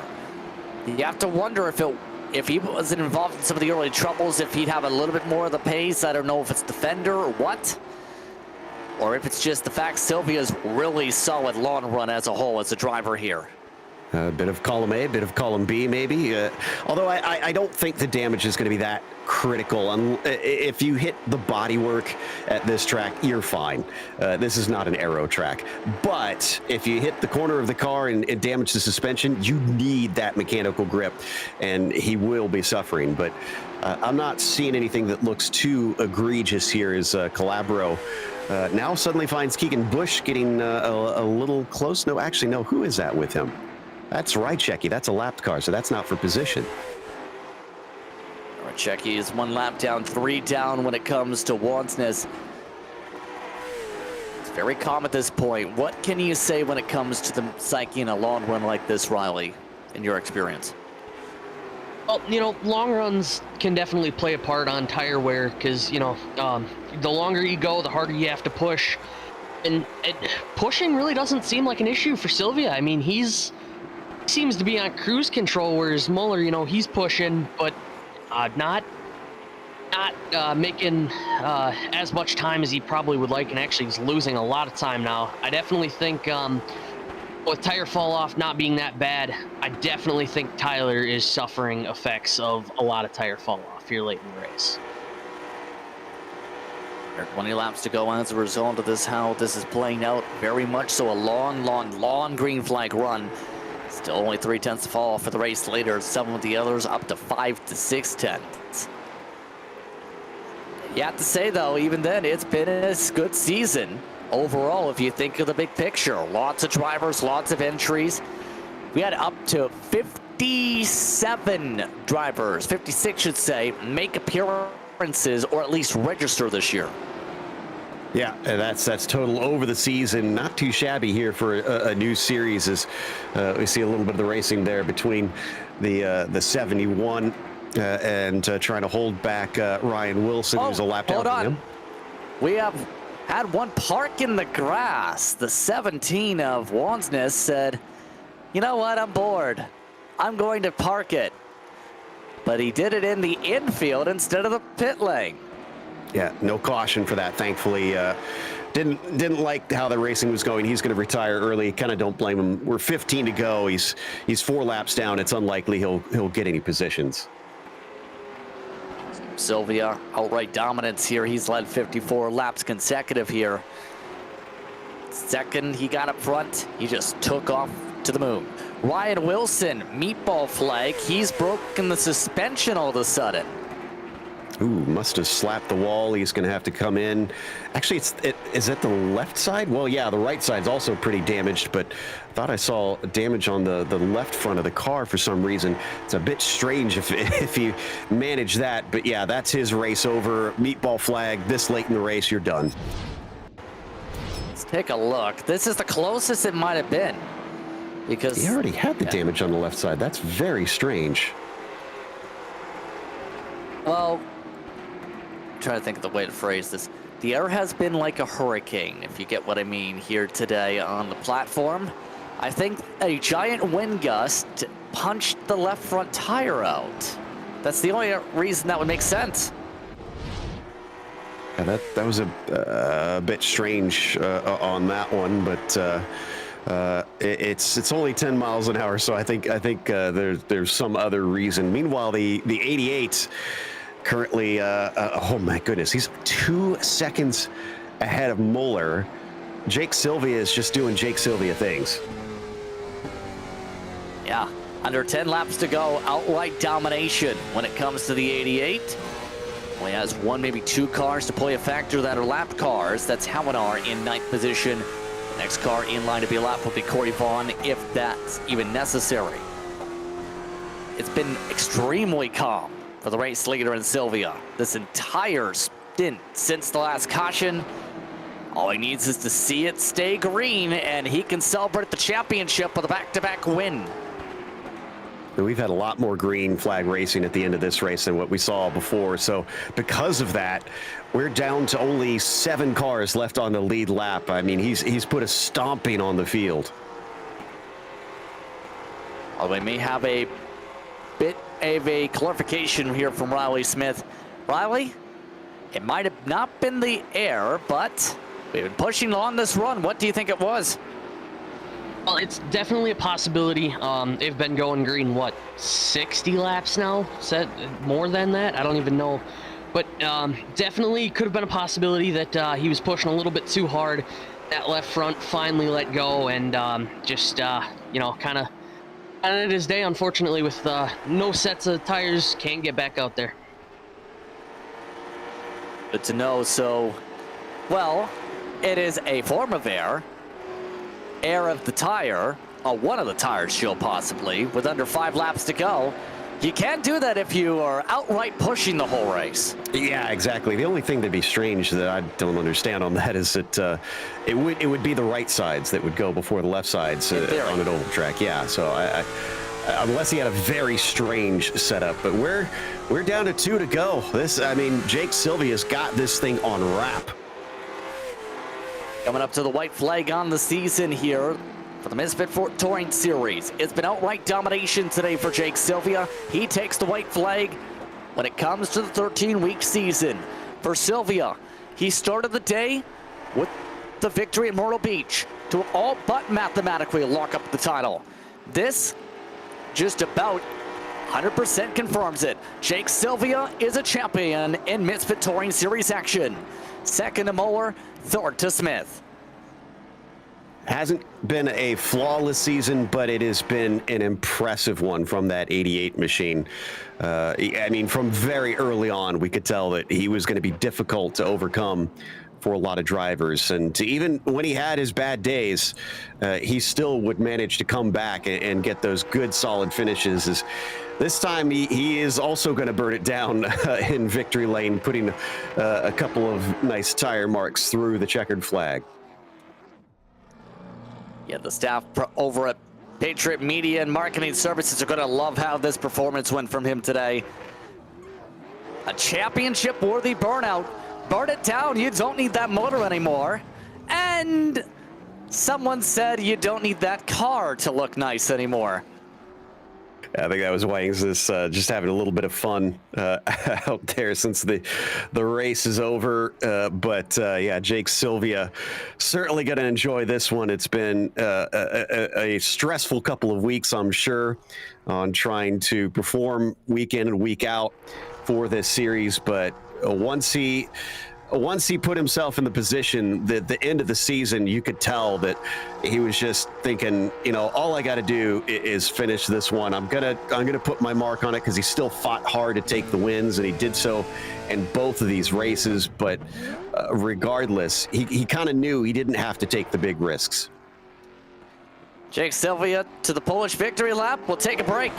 Post-race coverage right after this. You're watching Podium Esports. Racing isn't easy, but experiencing it is.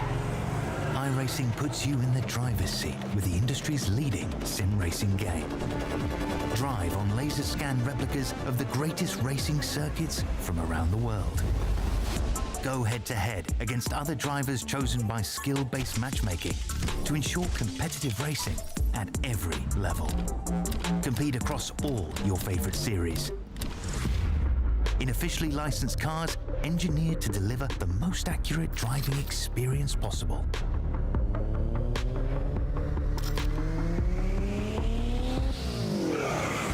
Join a race or host your own with players from across the globe.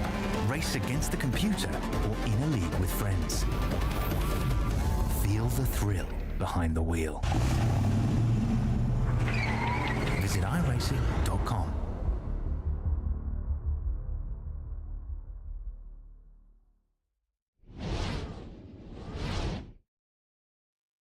Welcome back to Podium Esports and its coverage of the Misfit Touring Series here from Langley. Let's take a look at the unofficial race results for our final race of the season. Sylvia finishes up the doubleheader day with double victories. Muller, Smith, along with Calabro, your top four. Kyle Adams recovers to fifth after being a front runner early. Wiseman finished in sixth. Then Keegan Bush last lead lap.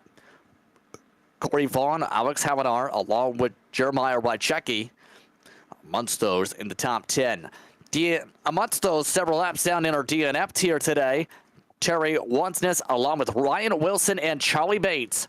Bates had the biggest hit of them all, upside down. The only driver to go upside down today and on their lid.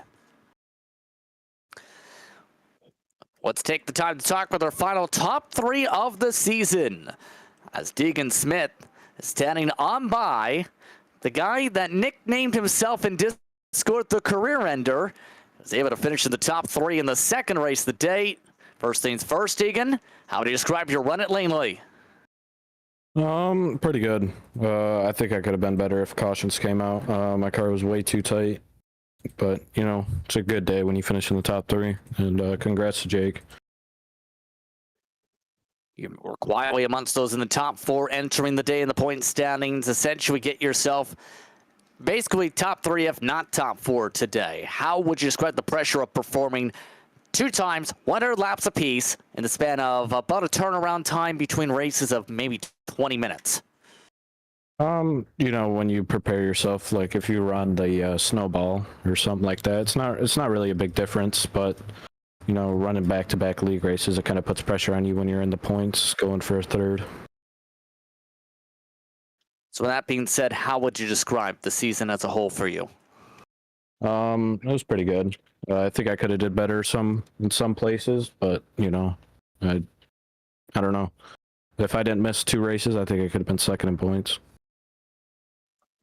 Anyone who want to give a shout out to here? Fusion Setup Shop and Victory Fuel. Thank you very much for the time. Deegan Smith, all business when it comes to the conversation. 2nd spot yet again with Joe is Tyler. Yep, another time around, Tyler, unfortunately, 2nd place again. I mean, you'd mentioned that in the first race that you wanted to try and stay with him or stay ahead of him at the start. This time you started ahead of him again, and he immediately got you. Did you kind of go, oh, no, not again in your head? Yeah. Well, unfortunate way for it to start there. You got bumped back. You climbed through the field and found your way to 2nd. And then it stayed green. How was the car handling over that long stint, especially considering you had to try and chase Jake during that portion? It was fast, just not fast enough. Well, and I'm sure, you know, you're probably a little tired of being behind him. What do you see yourself having to do between seasons or to the next championship to try and catch up to that 88 car? I don't even know. Probably just going to practice during the off season, see if I can get better in certain areas.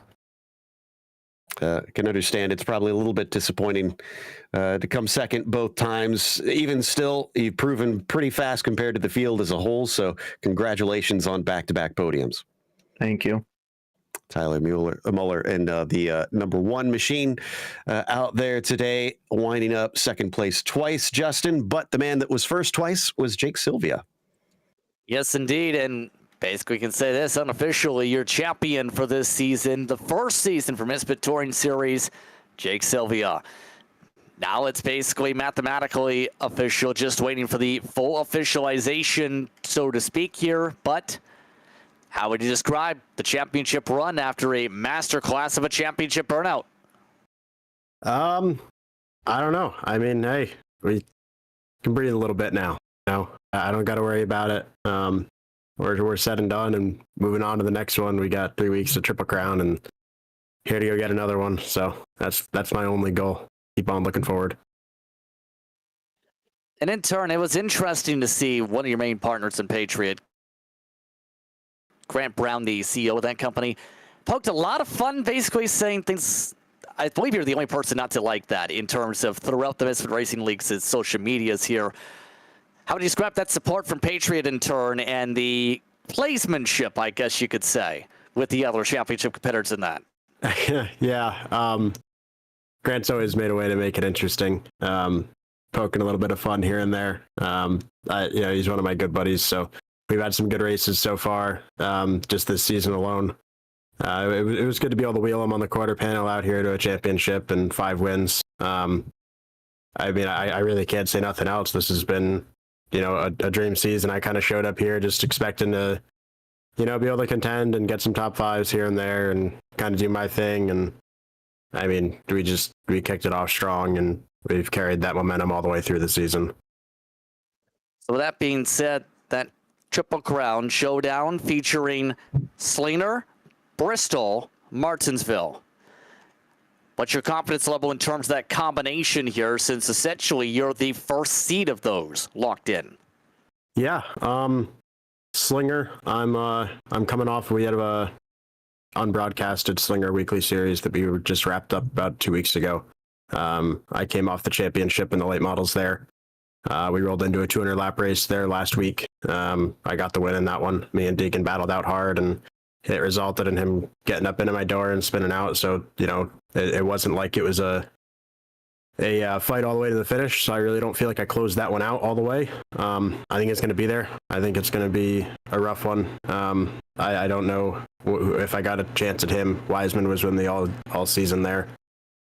Bristol's not a track I've really ran much there. It's tough because fast track, especially in a car like this, a lot of grip, a lot of downforce, a lot of banking. You're just going to be, really just trying to focus on speed. And if you get caught up in something, I don't know if you're really going to recover. You're going a lot faster and a lot, tighter quarters around that place than you are anywhere else that we race. So that's a little bit on the sketchy side for everybody heading into it. But Martinsville, these tracks are made for that. These tracks in Virginia and Carolina area, so it's gonna be good. I think that's gonna be a really good race, really good way to close it all out. Yeah, I'm just gonna focus on a little bit of setup stuff this next week. Try to find a little more speed and try to go out there and get another chip. On that note, congratulations once again on the victories today, and of course, officially the championship. Thank you. Jake Sylvia putting up a stellar performance here today to close out the season. I believe we have Kyle Adams standing on by here as well. Kyle, the season coming to a close here. Your thoughts on the season? Finishing up here a back-to-back win day for Sylvia. Yeah, no, it's man, that was a fun day. Low car count, but definitely I think we put on a really good show. I'm already getting a lot of kudos from the drivers that, they really enjoyed the series. I can't wait to launch season 2. We have a schedule already put together. It's going to be in November, and that is a long way away. But I really hope that everybody had a really great time. I know I did. It's been great partaking in some iRacing and having Podium on board along with Molly.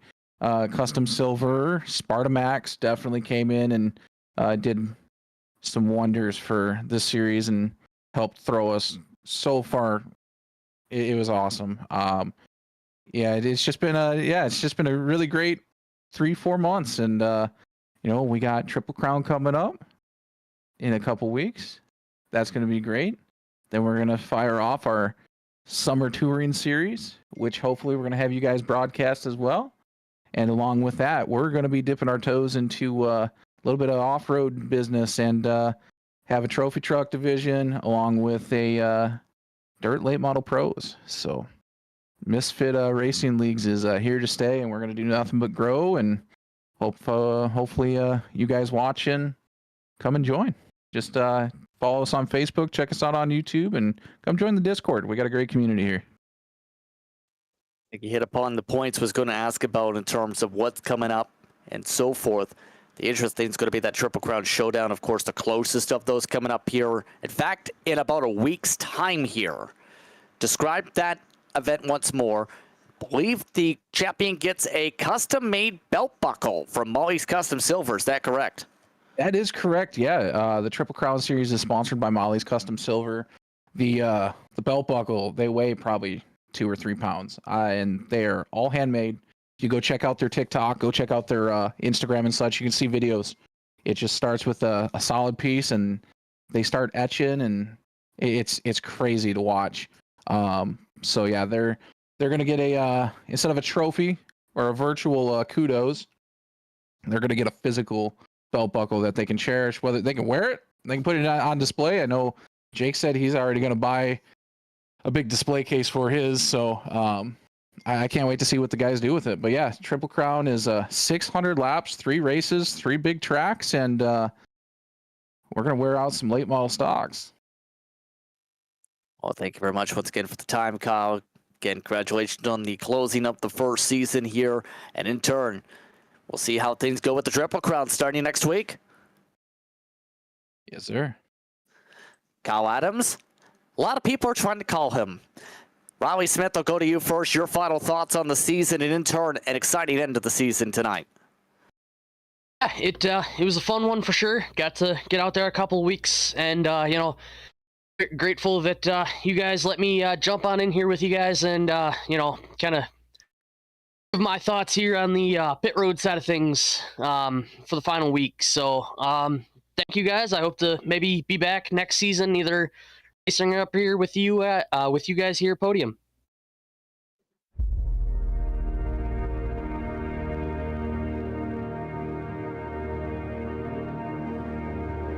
Definitely looking forward to Slinger and others in the future for that Triple Crown, because that is a wild track, but mostly impressed with the racing that we saw from the drivers in this series. Definitely put on a good short track show. Yep.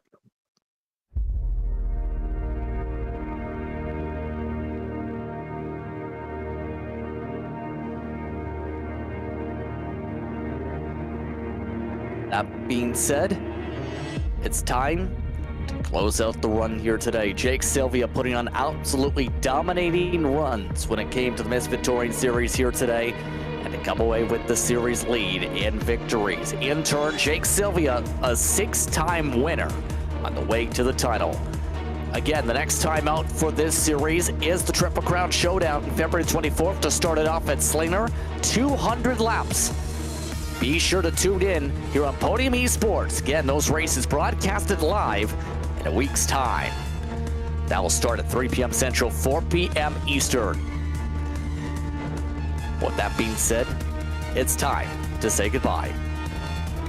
For Pit Road Reporter today and Riley Smith, for my co-announcer and Joe Peak, for our producer and DJ Lyon, and for everybody at Podium Esports, I'm Justin Prince. Thank you once more for watching today's season finale and doubleheader action for the Misfit Touring Series from both Myrtle Beach and Langley.